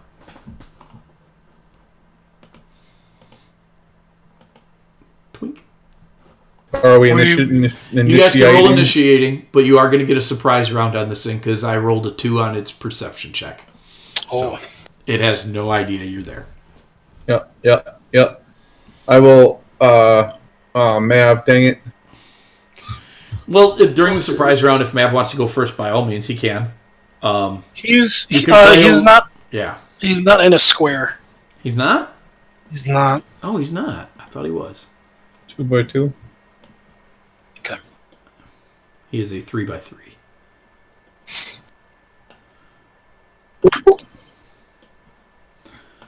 So, you guys tell me what you want to do and in what order you want us to do it. Mav said he wanted to go first, and then we can just do regular initiative order or do what you like. So, what do you want to do? Mav, what is your plan? I'm going to blind. Okay, so here's what I would like to do. I would like to assist you in that by casting Mind Sliver, which will make him save at disadvantage. Okay. Well, he failed the first one, but you would have done that anyway. So, all right. So you cast Mind Sliver. It's blind. It starts to freak out the minute it goes blind. It's like thrashing around, and its tail is slapping, and it's grabbing trees and snapping them. Othig, would you like to be a giant ape or a T-Rex? I'm good.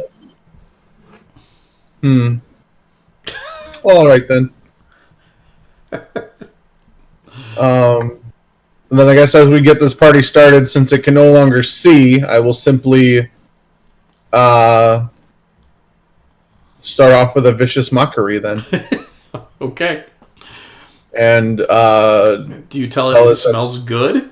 Smells wonderful like daisies and roses. Oh. It is unaffected by your stupid talk. Wow. It's a wise Luddite. It is a wise Luddite. I will convey that to the group that he seems quite wise for such a awkward creature, and then As a DM, I can tell you there are only 2 numbers I could have rolled to beat your your spell DC. Yeah. No, we're going with he's a wise creature. Yep. Yep. Yeah, Jeff knows he's super wise. All right, so then Grummy is going to shoot it. And so she's going to do that. Both of those will hit, and she's going to hit it 3 times. Oops, too many dice. I will remove 1. So she shoots it for 23 points of damage. Othig and Thanok, you guys running in on this thing? Yeah, I was gonna put Mind Sliver up. So yeah, you did. So you did your thing. Othig, I'll do that. I don't know if it actually is gonna affect him though. So okay, so I won't use. I'll just do the damage. I won't do the effect of it because it already got used. Yeah, okay. And then I'll get close. Othig, when you get it, and Thanok, when you get to within 15 feet of this thing, you need to make a Constitution saving throw at disadvantage. Jeez. Should have been the 8. Actually, it's straight because you guys are resistant to poison. Okay. Yikes. Othig, you are unaffected by this. Thanok, you currently have the poisoned condition. Okay. As you are retching and heaving. You go running in as you cast your spell, and you're glad you cast your spell from a distance because as soon as you hit this smell, you throw up. Oh Christ. It's just I imagine I'm running while I'm throwing up. Oh, it's all buff to the side. Super gross. Super. It's all in your beard now. It's nasty. Yeah. Thanok has been our source of bad bodily function humor. Yeah, well. All right, so now it is the top of the initiative round. Oh, Othig, you get to make your attacks. Then it's the top of the initiative.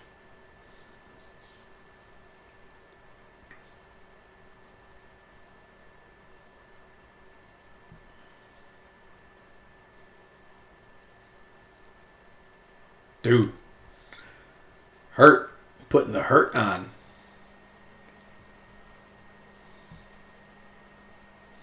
All right, so you whap it 3 good times really solidly for a whole ton of damage, and then you back up from it. And Jeff. Well, seeing how a good chunk of my spells require it to see things, I'm just going to yell at it again and tell it that it's not worthy of fighting the granite backs. Wow. Nat 20. Jeez, it is really wise. Remember when you said 2 higher? Well, that was 1 higher. Yeah, there it is. So Jeff is... You just... I don't know, man. I don't know if you're feeling insults are really your thing. Yeah, he's I'm not sure what a troglodyte is, but I definitely don't think charisma is the way to fight one. So I'll bring Mavamine up. All right. I'm going to Guiding Bolt. And Mav whaps it with a pretty hefty duty guiding bolt and Thanok. So I'm poisoned, so my attacks are at disadvantage? Yep. Everything you do is at disadvantage on the poison condition. Okay. But he is blinded, is it on there? Yeah, okay. Yep. So it's just a regular. Oh, it's gonna roll it. Hold on, let me do that. Click the disadvantage button. Yeah. Whap! Is that higher? Boom him. That is yep, that's 5 over his AC. Okay. And one more. Yikes. That misses. And that is it for me. Alright. Othig.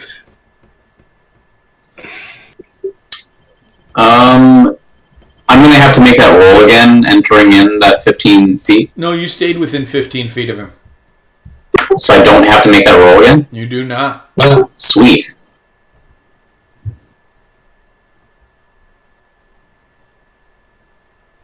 Dude, that blindness is coming in clutch. Yeah. Because some of these dropped numbers are real low. Like that 2 right there. Well, he's blind. He has advantage on wisdom save. So Othig runs in, hits him a few more times, runs back out, and now it is the troglodyte's turn, and it is going to turn and start slashing at Thanok because Othig isn't around. So he is at disadvantage because, well, yeah, he's blind. He does get a Constitution saving throw at the end of this. Okay.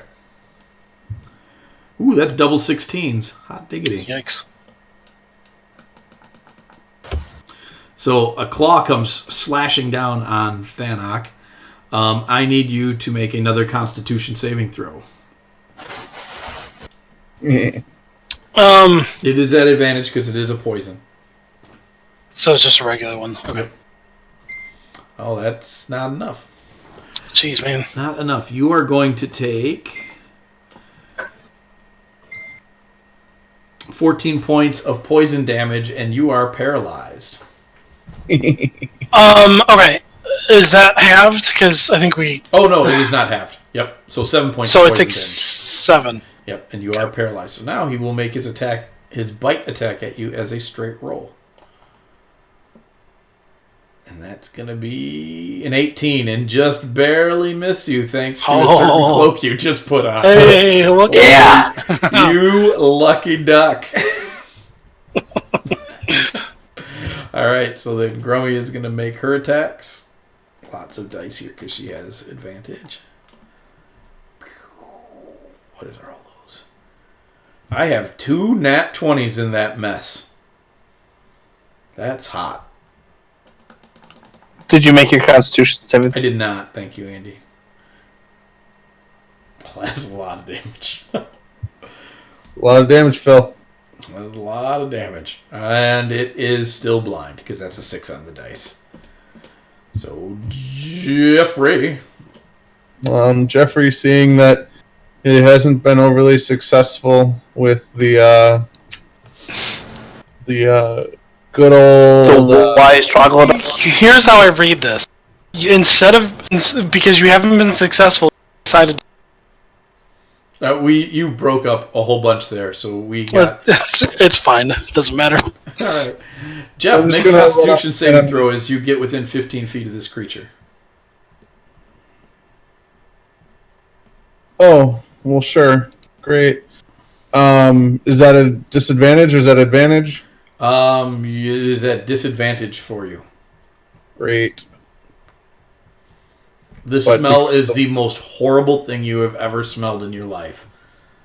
It's almost solid. It's so thick. So that's a 15. But it's at disadvantage. But Doesn't he have? Dwarven kind, so Yeah. Oh, yeah, okay. Straight up. So 15 is the DC that Thanok just Yay. keeps missing. So you Oh are man. not, you are not poisoned. and then I'm just gonna snap my fingers at it and thunder wave it. Because this is gross. It's very gross. Prick. So it will take damage and not be moved. Gosh. And I'm just like, well, guys, troglodytes are the worst, and I'm going to run back and find these guys again. Yep. Mav, you're up. Mav is going to troll the dead. Troll the dead. Yes! This thing has a minus to its wisdom. He is also in a bonus action cast Shield of Faith on Thanek. Okay. Awesome. Thanak, you're paralyzed. Make your saving throw. Is it the? What is it? Constitution. I really want you to fail. Yep. Yep. Oh man. All right. Let's see. Othig, you're up. I have a +9 and I keep failing. This sucks. Oh, Othig's probably gonna kill it.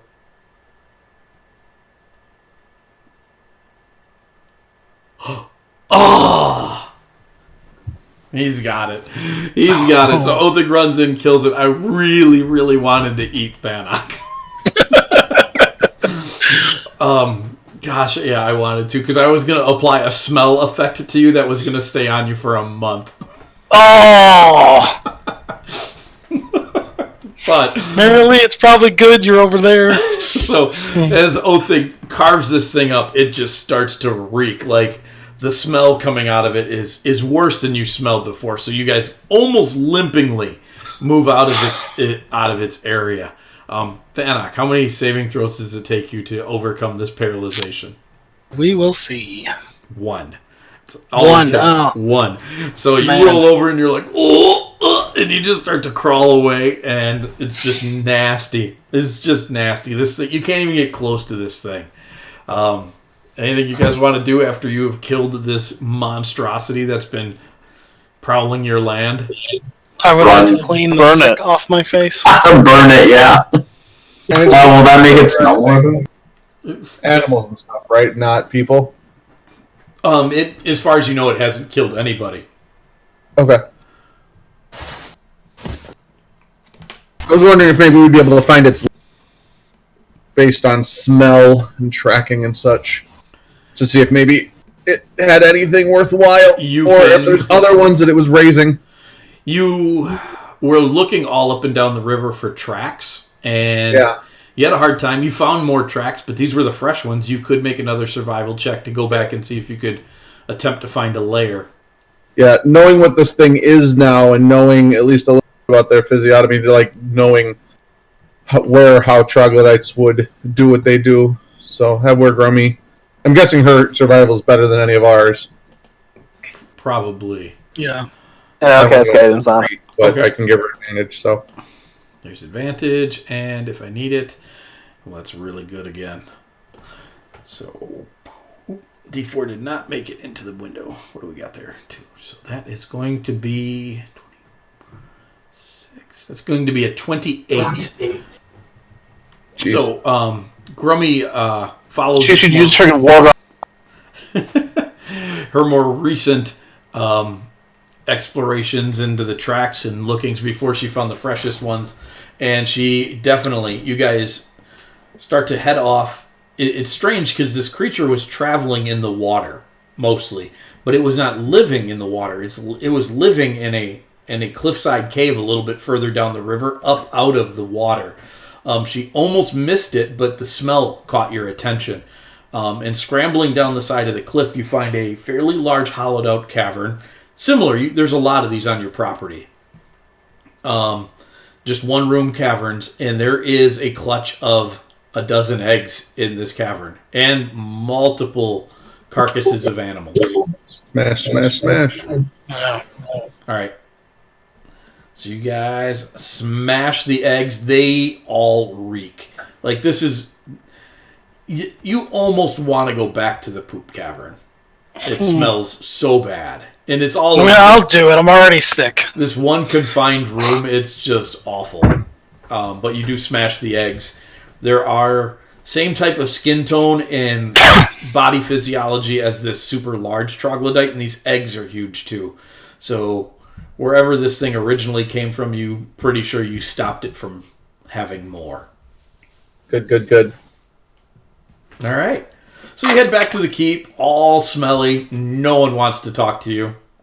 I'll use prestidigitation and do a little bit of cleanup, but I'm guessing it won't be enough. Yeah, you can look clean, but the smell just kind of clings to you for a bit. It's no good. It's not quite skunk level cling, but man, it's up there. It's up there. So you guys clean up as best you can, and your shaft is ready for you. Grummy thanks you for taking her out.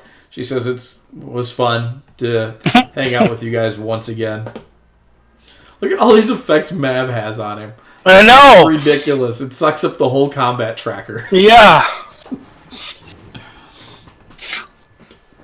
Just using the real estate to my advantage. Oops, I took Jeff out, not Grummy. Sorry, Jeff. Let me put you back in. Grummy's coming with us. Jeff, you gotta stay. I mean, I will do what I can to make the granite backs legendary from here. Jeff, you are now the resident hunter. I'm on something. Go get us some food.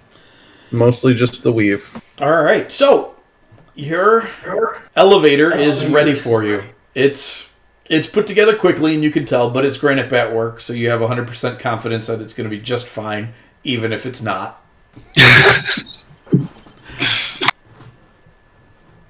How much time did it take? Is this the next day, or is it still the same day? It'll be the next day. After you guys can have a full rest after that debacle with the troglodyte. I will apply it once again, and takes a few of Mav's effects away. Not many of them. Good grief! Get all that stuff on there. So you guys heading down right away, or do you want to do any other preparations before you go? Jeff, would you like some sort of distance weapon? I have a crossbow. Okay. It's less effective than Vicious Mockery, because Vicious Mockery applies they have a disadvantage on their next attack. All right. But yeah, I have no range. I have really no attacky spells whatsoever, so Okay. most of my damage stuff will be helping them. Just wanted to make sure. Yep, I appreciate it. I have a crossbow with 20 bolts, so. All right. So into the basket you guys go, unless you want to make any other preps before you go down. I'll cast Telepathic Bond. Okay. Take some time. You cast Telepathic Bond. You get into the basket that they've worked up for you, and Raki and Skoog find it super amusing that they're about to lower you down into this giant hole. Some of the other people were going to use the crank, but it's not. They're cranking it, and they're laughing. And at first they start going up, and they don't notice they're going up till the basket hits the top of the gear, and then no, the other way. And so then they start cranking it down. Ryan, we can't hear you. I'm talking to myself. I'm trying to work out why I can't get this to work, but so Okay. I'm good. Your saves are all off anyways. They should be a +8. I will leave This should Fantasy Grounds up later for you to figure it out too if we don't get it. So. Yeah, I don't even have any idea what it's calculating. Okay. Well, I will just leave it where it's at then for now. And you guys get cranked down, and as you come down, you get past the more solid part of the cavern, and it opens up into this. And this cave down here is pretty large.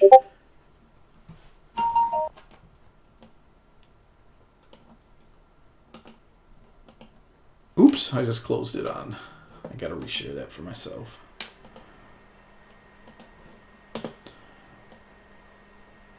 Let me know when you guys can see it. I can now. Okay. Got him. Cool. So it opens up, and you see it is multi-ledged. There is an underground river in here, and water is leaking out from a lot of places. There's this main area where it's gushing down the wall. It's not quite a waterfall, but it is definitely worn away the area. You can see the rubble of your tower all piled up just in the middle of this watery area. And it looks like it flows out to the south. There are 3 other passages out of this large room. You want to keep heading down? Your basket is going to land right on top of the rubble. I I'll don't be right. see why not. Okay. So each of these cliffs are between 20 and 30 feet up from the ledge. They're pretty easy looking climbs. On the map, they're pretty defined, but they're sloped. It's not a Gotcha. sheer edge in most cases. A few spots there are. One of the things you notice down here right away is, and you think it's due to the moisture, there are a lot of stalactites and stalagmites in this cavern area. Some of the stalactites came down when the cave split open, and you can see where they snapped off, and they're laying about on the ground. Others are still there. A lot of the rock is very smooth from all the water work. It catches any of the light that's coming in currently, and it's quite beautiful looking. It's very reflective. It's a pretty gorgeous cave as far as caves go.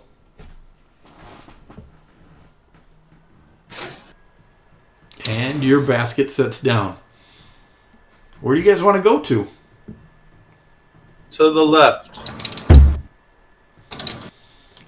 Can we just kind of explore the water? Like, does it appear to be normal underwater well water types? Yeah.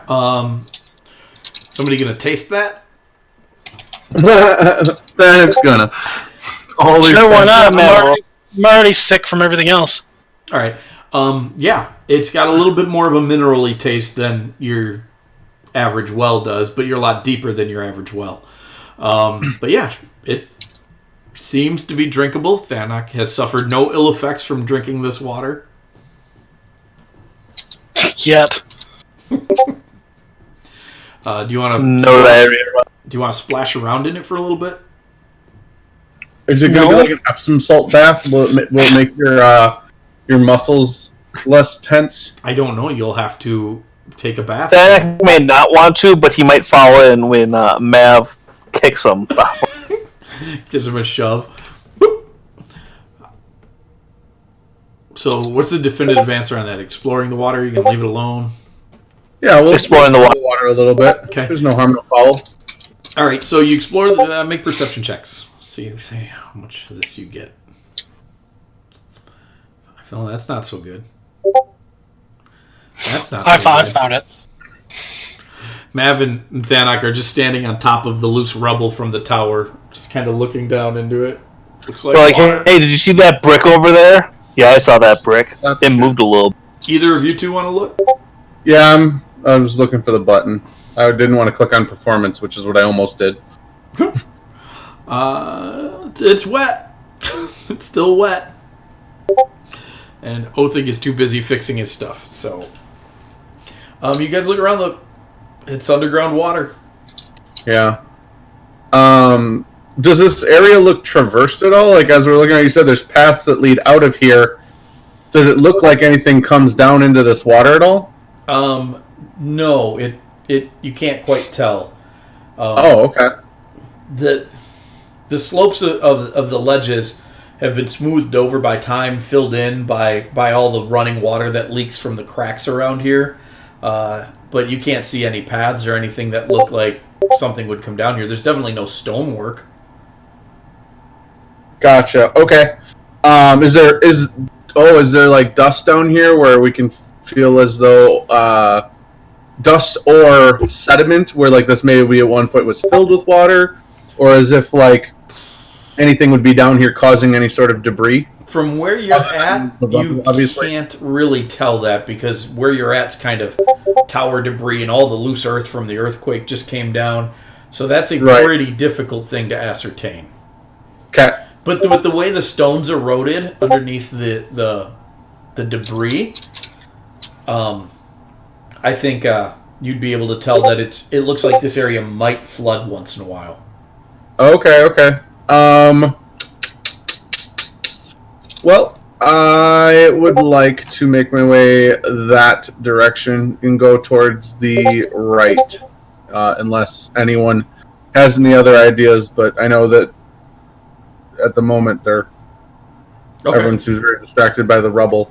No, I'm still Everyone's paying very distracted by Ryan trying to figure out how to make his mechanics work.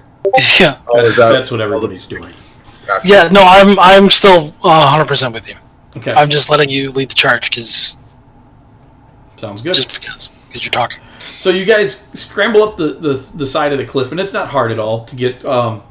It's actually been made easier by all the debris. Yeah, you would think that normally this stone is so smooth that it might actually be slippery when it's damp enough down here, depending on the level of the water. But there's debris everywhere, so it's sucked up some of that, and there's decent handholds. And you climb up onto the side, and I need you all to make perception checks for me. I think we still have climber skits available. You shouldn't To help with need that. them quite yet. Okay, you'd said it was slippery, so I don't know. Yeah, no, with all the debris, it's not. Mav, you notice something off to the north. Right about here. You guys using your dark vision, or are you going to go torches or lights, or what are you doing here? I think unless we need to see further than 60 feet, I think we should try to stick with dark vision just in case something's out and about. Great. Right on. Well, it's right at the edge of your vision. I never put a grid on here. That's funny.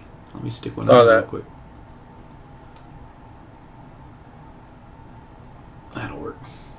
So it's right at the edge of your vision. Mav sees something that catches the light from up above, and it glints a little bit. I'll go take a look. Okay. You head over there and you take a look, and it's Cautiously. Yep. It's covered in a little bit of dust, but you find a 7-armed candelabra laying in the dirt here. And then looking up, you see from where you're at, let me put your token on the map. You guys moved over to here, and you find that candelabra. Now over here, you see a body.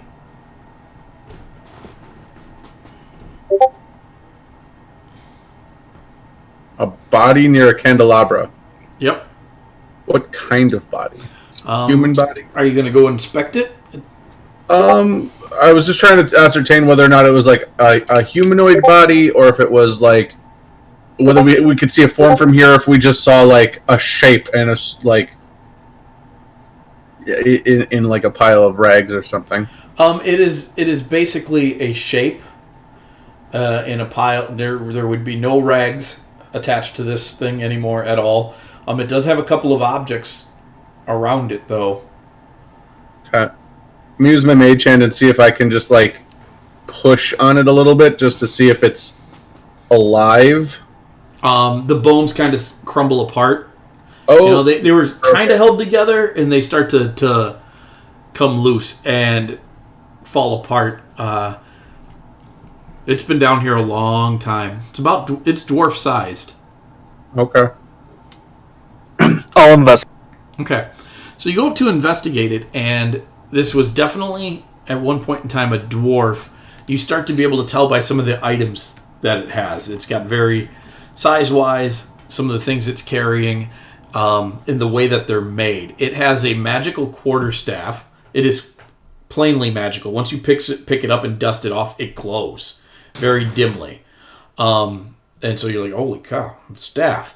He's carrying a magical staff, and it's got like gold filigree all through it, but it's done in dwarvenish patterns. That's a really cool looking quarterstaff. All right. He's got that candelabra you found is clearly dwarven make. It's nothing like you've seen before though. It's similar. So I was gonna say, would a history check give any information on this? Make one and we'll see. Am I assuming that? Yep. What's his name? Jeff is helping. Yep. I got you back. With a little bit of guidance. Sure, throw guidance on there. You've never seen anything like this style before.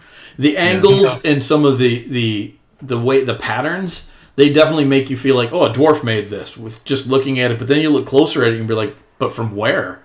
Because you've seen dwarves from the north, you've seen art from dwarves from the south, you've seen dwarves from other countries and the way they make things, and it doesn't fit any of those styles. Oh wow.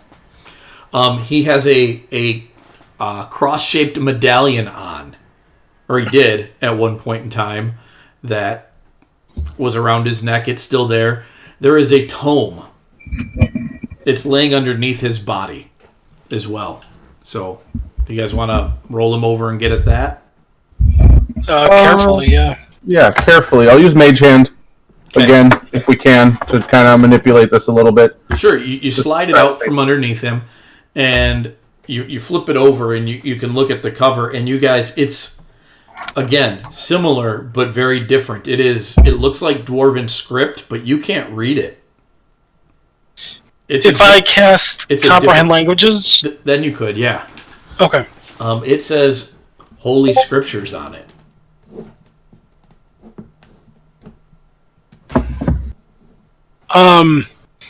If I translate any of this for Mav, would he be able to get any use out of any of this stuff? Well, you guys have a decent amount of faith as just being good traditional Krem dwarves.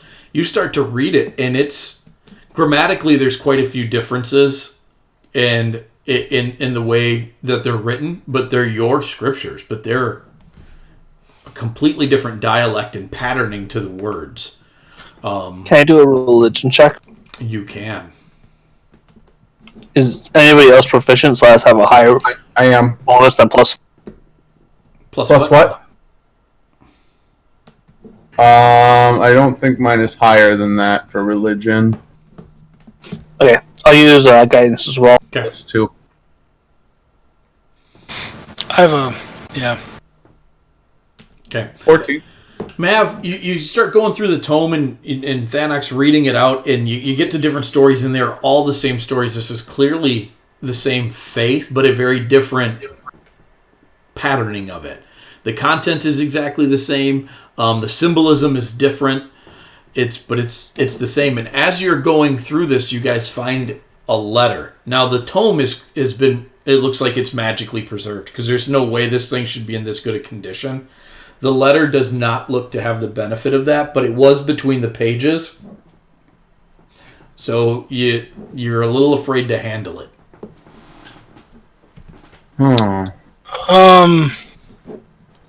Do we think we'd have a better chance of handling it if it was handled outside of the cave? Like if we preserved it in the book until we got back to it? Maybe. You might be able to take better care of it when you're in a more secure environment. I have a quick question. Phil's ritual book. Yeah.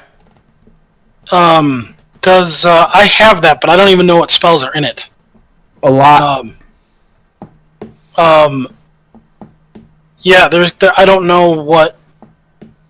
If you wanna like tell me later on what spells are in it, because I don't even think it's in the party sheet. No, it's in his character sheet. So at some point, I don't need to know it right at this second. But is what's it called? What's that spell that stops things from decaying? What's the name of that spell? We used it on the. No, we used it on the. Pajamas from doing things. Yes, that one. But it was also the one we used for the trophy, so they wouldn't decay. Oh, that's not a ritual, is it? That is. What is it? Well, I'm totally blanking on that spell. Gentle repose. Yeah, gentle repose. Yes, that's not It would be in the ritual book, but you'll need to gain the ritual caster feat to use his book. I have ritual casting as the feat. I don't have it as a feat. I have it as built into my class. Right, but gentle repose is a cleric specific spell. Yeah. So I would need. Okay, all right. You could use his ritual book for rituals that were in your class, but anything. Oh, it's a wizard one. Gentle repose is also available to wizards. So that would be in your wheelhouse then. So yeah. Okay. Would I be able to cast that on the sheet of paper? Would that do anything? Yeah, I would allow you to have advantage at handling it if you do. Okay. So before I do anything, I would definitely talk to the group. Is that something we're to do this now? Do we want to go back, bring this upstairs? Before you do that, do we have any questions for him? I have the ability to speak with him. I wasn't ready for that. Then absolutely yes. Yeah, that's fine. Do it if you want. Okay, so questions I would like to know is, I guess some basics. Who is this guy? I get 3? Five. 5 questions. I get 5 questions. It does not have to answer honestly if it doesn't want to. It can't answer anything that it can lie if it wants. You can't ask it like, what's the spirit world like? It has to be stuff new in life. Yeah. Who is he? Where are we? Or like, what's the significance of it to him? Okay. He appears to be some sort of priest or something. What was his last mission, maybe? Yeah. His last task? How did you die? We could probably ascertain that through a medicine check if someone actually looked him over. I could do an investigation check on that, but I'm not trained in any medicine. To so find out how you'd have to die, you'd have to be trained in medicine, or I'd let Mav do it because he has the healer feat, but it's still a medicine check. Yeah. I'll use medicine with guidance. At advantage, because it always is. I'm not proficient, though. Oh, I am proficient in medicine, and I have a +5. Would you like to guide me on that one? Yes, I will give you. All right. Because that's actually my family lineage's medicine, so. Oh, that's cool. Didn't know that. Yeah. And then I get to add a D4 from Mav and a D4 from myself. So 20. What is that? 22. 22. He fell. Is clear, the back of his skull is bashed in on a sharp rock. It is still the sharp rock is still stuck in his skull. Yeah. It's like protruding out his skull, and we're like, "How did he die?" No, it's not quite that bad, but it's pretty obvious he fell and died right where he is. He's holding a Wild Coyote sign. I fell. He's over on the other side, like, I think I got hit with one of these bricks. Right. So maybe what he was doing down here, depending on what he says for his mission. Those might be different. Maybe. We have who are you? Who do you serve? Who did you Who's serve? your daddy? And what does he do? I think we kind of know who he That's two serves. questions. It's same religion. Well, sure, but he could also serve a king. He could also serve. I mean, you serve your family, but you are honorable to the order. Ultimately, Well, I you guess serve that goes the back emperor. to Banner's question of what was your last mission. Okay. So, who are you? What was your last mission? Potentially, why are you down here? Do you have I'd any maybe long make it a little lost bit more recipes than for that. beer? Just like Beer, or we currently know crystal meth, but any other, heroin. With the 22 Maybe Mike some commands to THC. tell about how long he's been dead. maybe what were you doing before you died? You you're a. There's a couple of weird things going on with this guy. With that 22 check. In the environment that he's in, even bones should have crumbled long ago. So it's strange that, but he's completely rotted. Like, he's got no flesh left at all. It's only bones.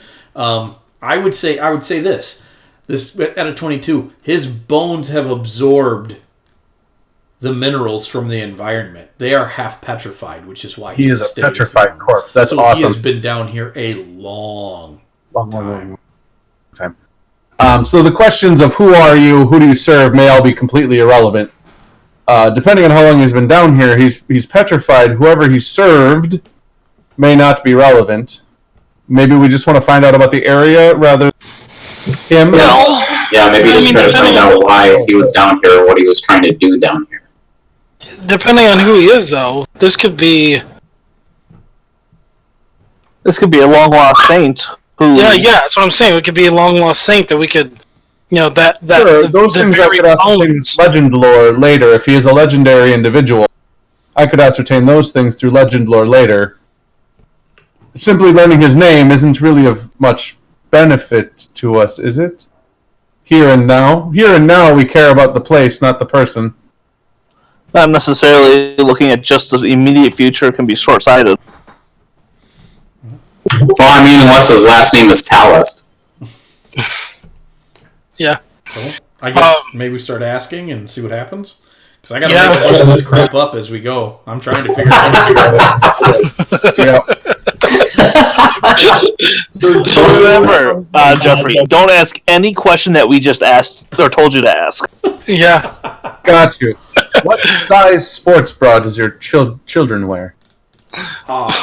Completely irrelevant. So yeah, I will take off my cloak and I will fashion the body into it. I was gonna say, wait, do you have to be naked for this? No, I'm putting the cloak on the body. It's his spell component. Yeah. And then I'll set up One a little, naked basically like a small, not an interrogation space, but like setting him up, propping him up, put the cloak on him, and give him a position of regality, Okay. as if he was being interviewed. Sure. Whenever he talks, I'll just go and move his jaw up and down. Oh no, it does that on its own. Oh, okay, cool. And then I will perform the ritual and cast the gosh, surprise! It adds All right, so you cast the ritual, and you watch as these dim little lights appear in the sockets of the skull, and its jaw starts to flex a little bit, and you hear it breathing, but it's not. But it sounds like it's breathing. There is the presence, the echo of its spirit is there. Yep. I will simply, in Dwarvish, say, hello, friend. Oh, And see friend. if it responds friendly or if it responds aggressively. It responds friendly. Okay.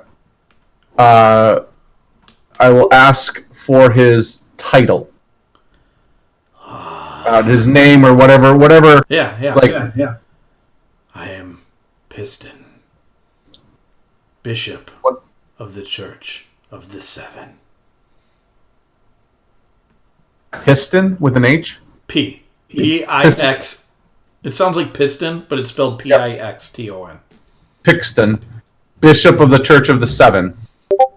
So from that point forward, I will refer to him directly by name when I speak with him, giving him that position of honor, that title he holds. I don't have many questions, so I'm going to keep this short. The second question we have is, why were you on it? What was the last mission that you were on? The prophets sent me to find a path to the surface, as they have all who achieved my rank for 1,000 years. Prophets sent me to find a way to the surface. Okay. A path to the surface? I wonder if he's a dark. That's kind of what it sounds like. Yeah. Bishop of the Church of the Seven. Sent to find a path to the surface. Do we want to ask him where? Hey, Mike. Go ahead. Where are you from? And Janus, the homeland of the dwarves. Okay. Is that familiar to any of us? That's what I was going to ask before. This of the seven, would we identify that as the 7 sevens? No. You definitely know that in dwarf culture, the number 7 is super that's the bougie number to use in all your stuff. So right. It's right. Yeah. It's kind of a big deal. Everybody's all like, "Oh yeah, 7s," So this is, and it's very deeply tied into how your people practice their faith too.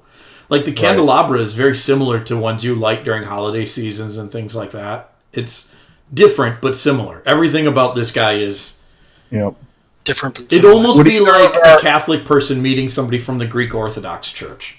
Oh, nice. Everything nice. is real similar, but it's just different enough to where you'd each go, "You're weird." Yeah. So do we recognize that name? Would either of our history informed? Nope. Okay. So he's from Arganus. He's a bishop of the church. That's with his name was Pixon. Enganis.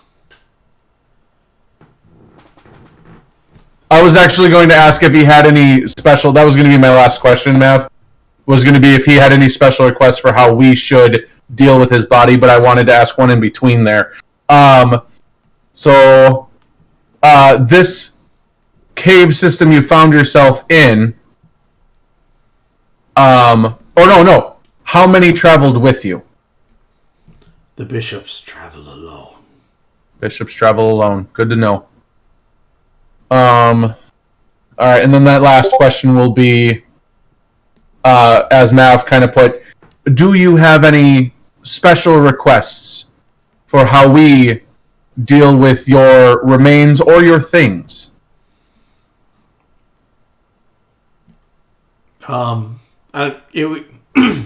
Basically, he would say that it is holy for their remains to stay where they died. However, his things are things. You may take them if you wish. Okay.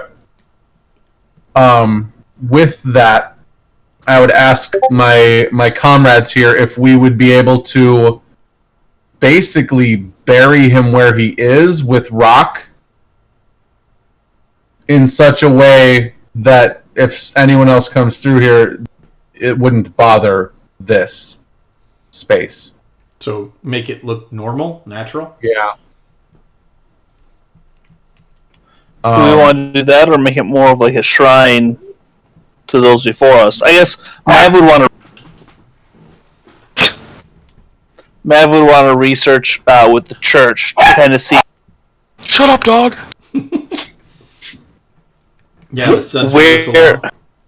where how much of this is true, and if this would be like a precursor to like the former church or current church. Yeah. Because none of this sounds even vaguely familiar to you. So with all of that, not to put you on the spot, Mike, but would you be prepared if I were to cast Legend Lore, or is that something that I should wait and do at a later time with all of this so you can prepare for it? What do you want to cast Legend Lore on? Well, basically, the entirety of this guy would be information I would have access to. Mm-hmm. You know more about Legend Lore than I do. I kind of default to you on that. Legend Lore is specific. You have to find something or ask about something that is legendary. I would assume the Bishop of the Church of the Seven would be something of legend or renown. Basically, what Legend Lore is that level is sent on a mission. You could look at the Church of the Seven coming to the surface as one of the legends.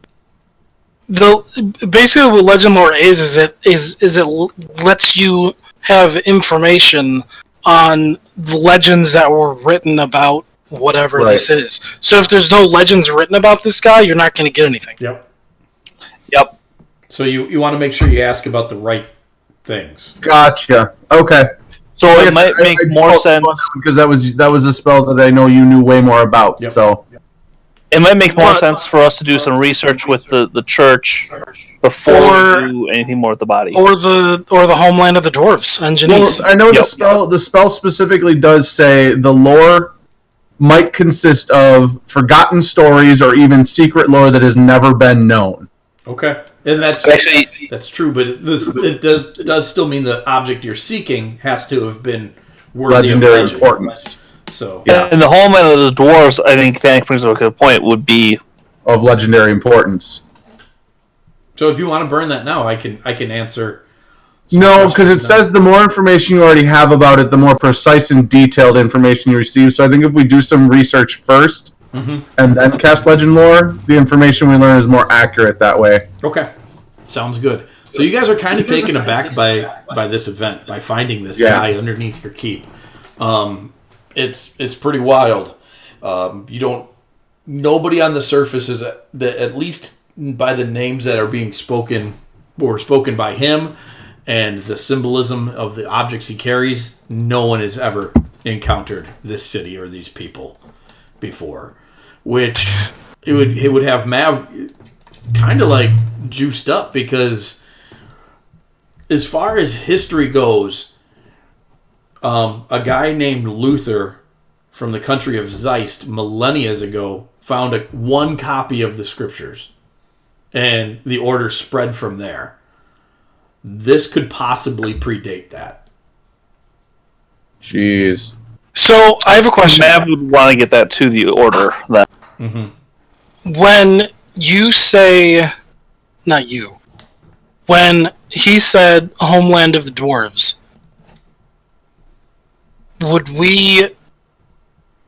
what's our thought process on that? Is it something like, are we assuming, well, he must be talking about the homeland of the dark dwarves, because our homeland is such and such. Yep. You would definitely assume that. Or a completely separate dwarven colony would be the only other thought process, because as far as you guys know, all the dwarves from on Talist came from two places. The Silver City over in Shamsburg and Euros. And that's pretty well understood and documented. Knows that. Yep. Setnovia and Balanovia have no dwarven homelands of their own. Okay. Or from Zeist. There is a group from Zeist as well, but none of this is connected to them either. Mav is going to start writing down the details that he got from him. Yeah. So that they can start piecing together more. All right. Mav, you sit down you start writing it down, and you guys make perception checks for me. Oh, I'll take my cloak and put it back on now that we're done with all that. Yeah, please get dressed. I have clothing on under my... Gosh. You guys are the worst. Math. See how distracted I am by your shenanigans. You think you noticed? You're distracted. You're naked. You think you The noticed rest it of us only feel. because you just sat down on the side to gosh, terrible. Jeff is kind of trying to shake off the bone feel out of his cloak. You can't actually roll worse than what you just did. That's the bottom. You hit the bottom. Mav, you sit down on a rock and you start writing some of this down. And at first, you just think you're sitting on the rock funny, but then you realize, no, the rock is vibrating. The ground is trembling. Make a D20 check for me. Just a straight D20 roll. And that's 13. You have time to tell everybody else that something's coming, and you barely get that out as massive, hulking, bug-like creatures burrow their way up out of the dirt around you, and you're going to need to roll initiative. I'm guessing they got a surprise round on Jeff. Oh, Jeff. Oh, come on! 21. No, 27. Not paying attention. Still ready to go. All right. Jeff is always ready for a fight. You guys on the map. He's been hanging out with us too much. Move this. It's because I prepared myself for you guys. I cast Legend Lore on you guys so many times. I'll put those way out of the way. So, Body was there, so Jeff would be there. Where's everybody else? Oh, these aren't. Why does it? So when it transports us in, it never puts us in squares. That's so bizarre to me. No, it doesn't. I don't. It might have to do with where I drop it. Oh, is that might be okay? Because every once in a while I'll drag the monsters in and they'll be in squares, but not always. Oh, okay, Not okay. often. Not often. Yep. So erupting all around you guys are these creatures. Oh. Oh no. Oh no. We're in so much trouble. No, you're in trouble. I'll Jeff. be fine. You're up. Yeah.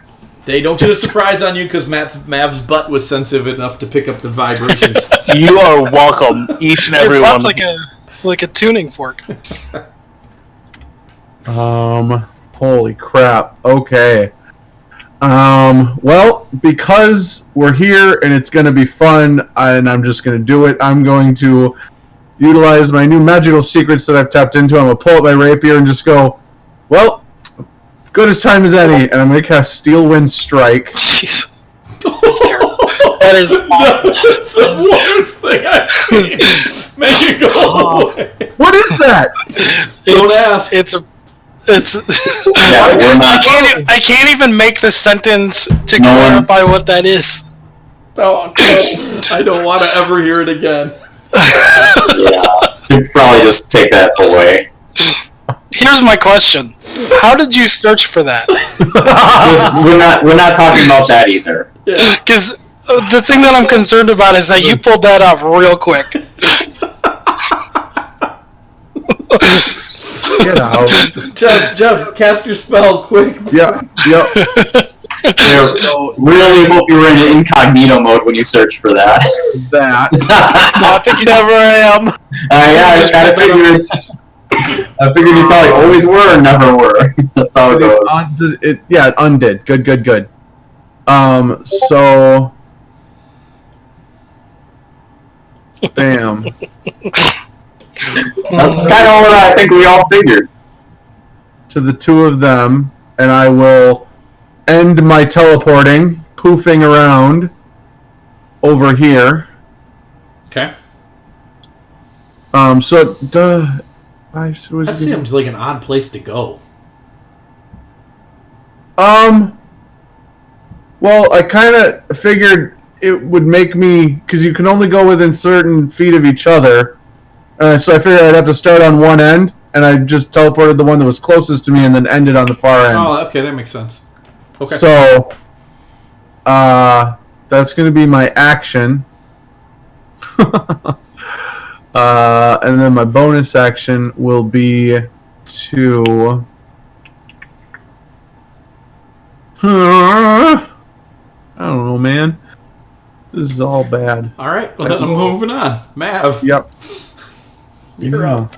That's going to be it. Mav is going to cast Spear Guard. Yeah, Spirit Guardians. And I think I can hit all 4 of them if I move next to Thanik. That one in the north will not... It's got to be more than 50% in the circle, so... Okay. Yeah. Now, I just used these guys, Mike. Was there something that we need to worry about at the beginning of our turns, or does that happen on their turn? I thought it happened on their turn. I didn't... No, it's when a creature starts its turn. Thank you, T. I was going to have them all do it on their turn. Yep. What kind of thing is it? It's a charisma saving throw. All right, so I'm going to go back to mine, because that might matter for what I did. Nope. No, I'm okay. Okay. So, Mav will need one, though. Yep. What do I need a charisma saving throw from you. You're good, too. All right. So...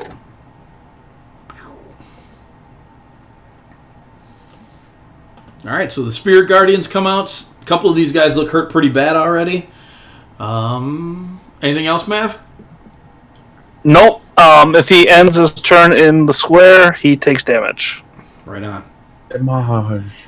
So, or starts its turn there. Yep. So how do we But rule that will that? be next round because you already applied the damage from this round. Yeah, so when it enters the area for the first time or starts a turn, so it'll be next turn. Usually I do Spirit, because Spirit Guardians is an AoE, it's one of the weird spells like that. Normally I don't mind when it happens, but I like to just do Spirit Guardians damage on the caster's turn. Perfect. Or when something enters it, which is a different case. Which Yep. 2 of these guys are going to do, so if you want to make them roll their saving throws, the 2 that you didn't get, or the 1 that you didn't get, 1 or 2, whatever you did to them. Go ahead and make that last guy do that, because he's going to go in. 1 is going to come down here towards Thanak. I think you already rolled, so he would just take the 19. Can I make an attack on him? Whichever. Yes, Doesn't you matter. Sure can. Othig. And that is going to be on number 2. And so...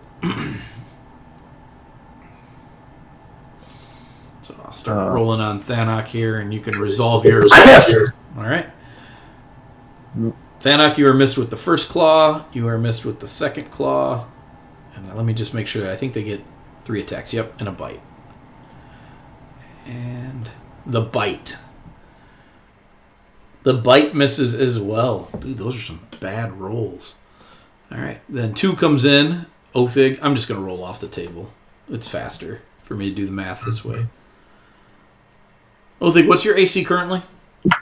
19. 19. So you're going to get bit by this last guy.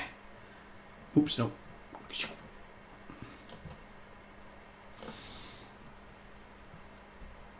And that will be for 17 points of damage. Number 3 is coming in after Thanak. He will make his 3 attacks. Thanak, your AC, I'll get you with that last one, because I know it's not 24. That's 19. Yeah. And so,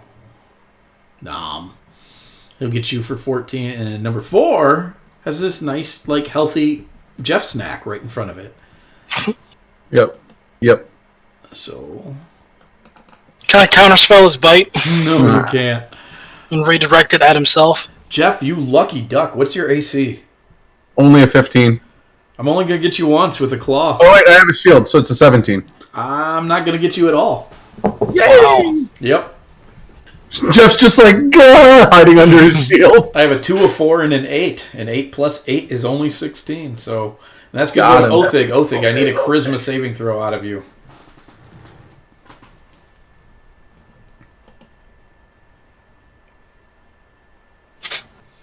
That is not going to be enough. So I have to roll a dice, a D8. You get really confused. Oh no! You make a melee attack against a random creature, and let's see, you can reach Mav or Umberhulk 1 or 2. So I'm going to roll a D6 and tell you who you're going to attack, and then you make your attacks that round against them. And it is going to be, unfortunately, against Mav. I think he can actually hit me as well. No, on the diagonal. Yes, that's true. It says 10 feet. Okay.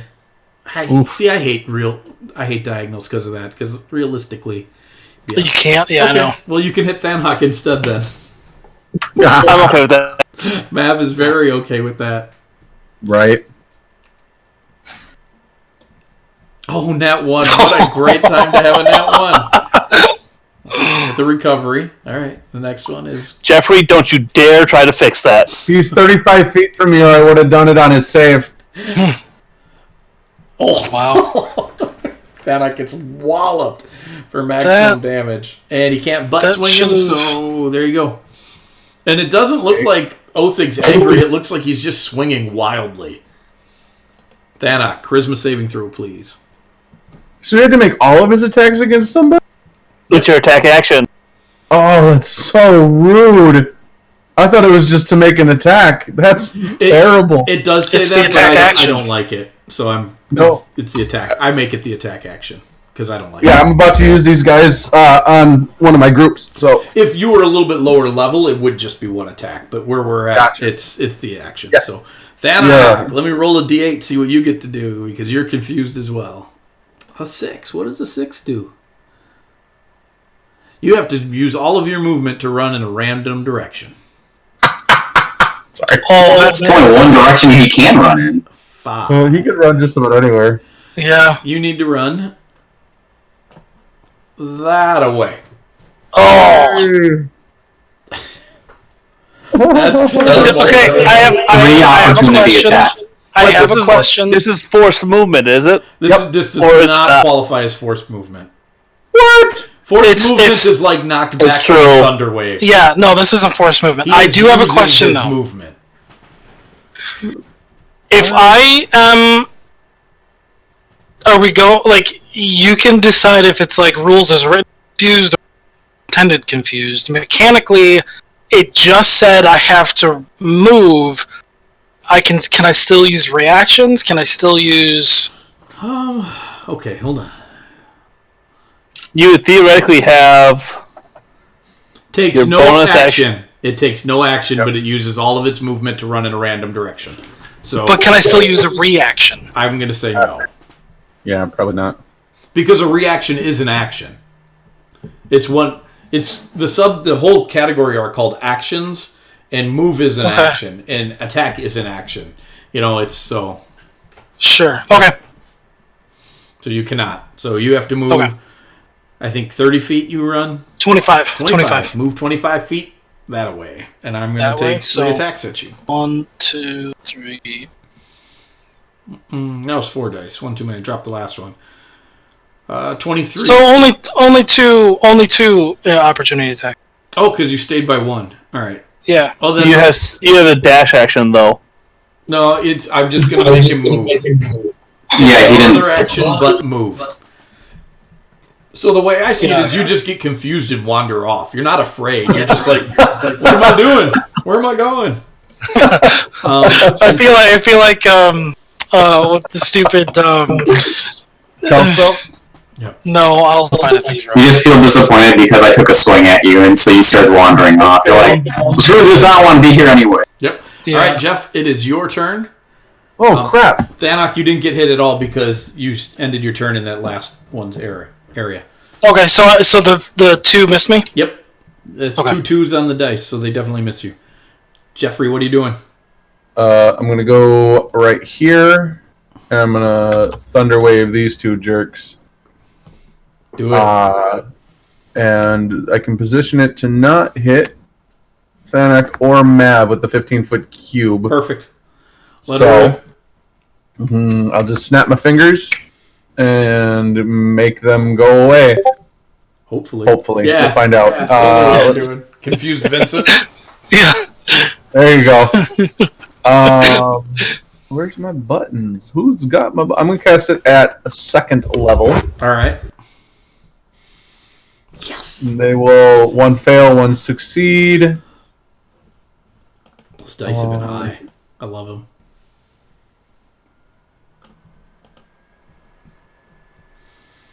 Roll damage. Yep.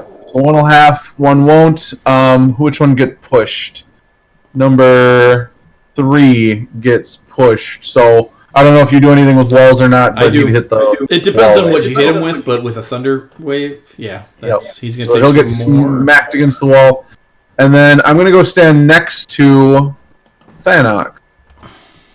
Okay. Run around this little creature and stand next to Thanok because I don't remember which one of my allies gets benefits for being next to somebody, but Jeff, it's probably Please not make your Thanok. charisma save, Ah, frick! That's right. Sorry. and then Mav, get ready to make one as soon as you start. You're okay. I'm good.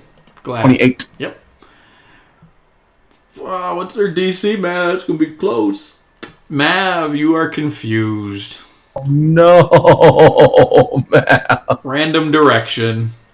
Mav is about to get. Now, to be fair, Spirit Guardians is up. Yep. So it moves with you. So wherever. Oh, yeah. Well, it would be at the start of the turn. Yep. Okay. So roll your damage and your effect because you'll get them all now, and then you're going straight south. Oh no. 6 o'clock.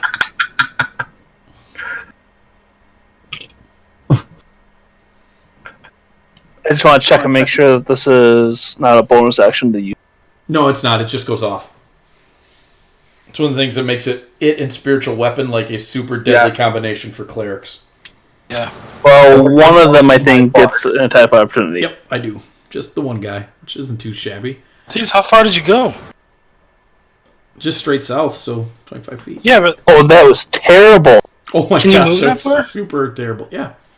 5, 10. Oh, yeah, you're right. five You're squares. right. Yep, Yep. you're right. So, Mav, you are going to get hit, so you're going to have to make a concentration check. It'll probably just be the 10. I don't think I can hit you for more than 16 damage with this claw. So you make...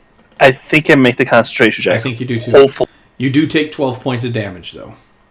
Oof. Then it is their turn, so 1 That's is like going to half my health. squeeze into here, and 3 is going to squeeze down there. Can I take a reaction attack on him? You cannot... Or not because of last round? He was already Okay. in your space. And you were confused. Oh, you said I could not. You could not. Okay. Okay. So, Ryan, they unleash on you, and only 2 of them are going to hit you with 2 claws. So that's pretty good. I am rolling just like a turd today. Mm-hmm. So you Just FYI, I gotta go in a few minutes. Yep. Just we you should- guys can play as long as. We need to. We should be able to resolve this. You and me both.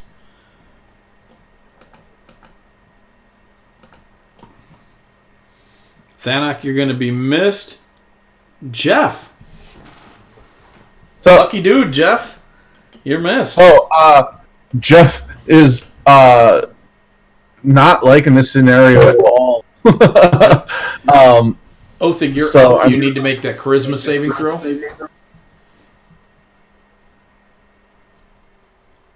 You're good to go this round, man. Snap out of it and let it loose. So I'm guessing I'm right with a 21. 18, a 21, and a natural 20 on that butt swing. Nice. Does it disappear? No, it does not disappear.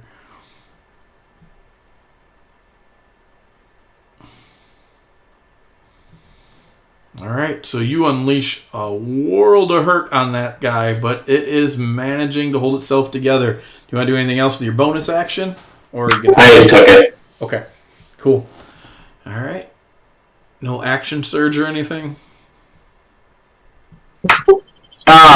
Yeah, may as well. All right. Little DM hint there, so we're trying to resolve the the combat. Oh, sad. Oh, there's your action search. There it Jeez. is. Got him. Thanok, charisma saving throw. Not enough, Nope. buddy. So random doop-a-doo. You're gonna attack a creature adjacent to you. You got 3 targets. But I'm not adjacent to him. Nope.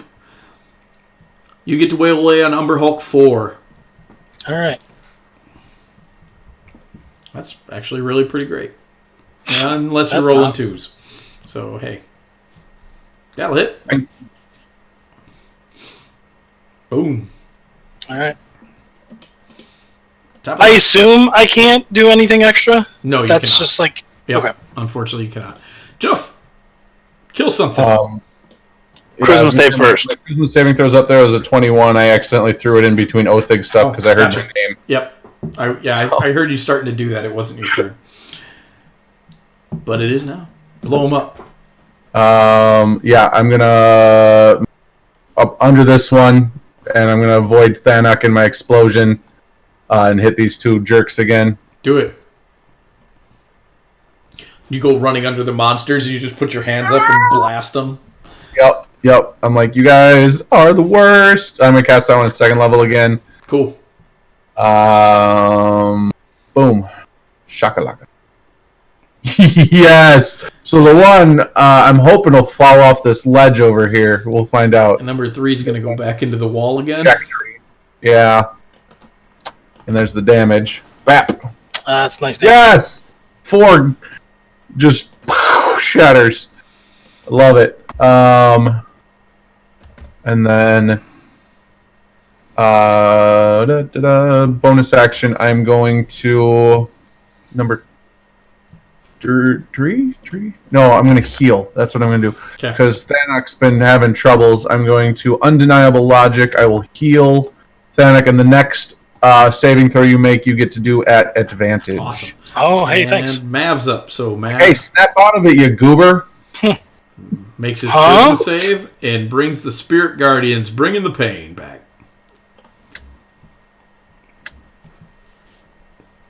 Hey, it's 3 healing for you there, Thanak. I was wondering if you were going to do that.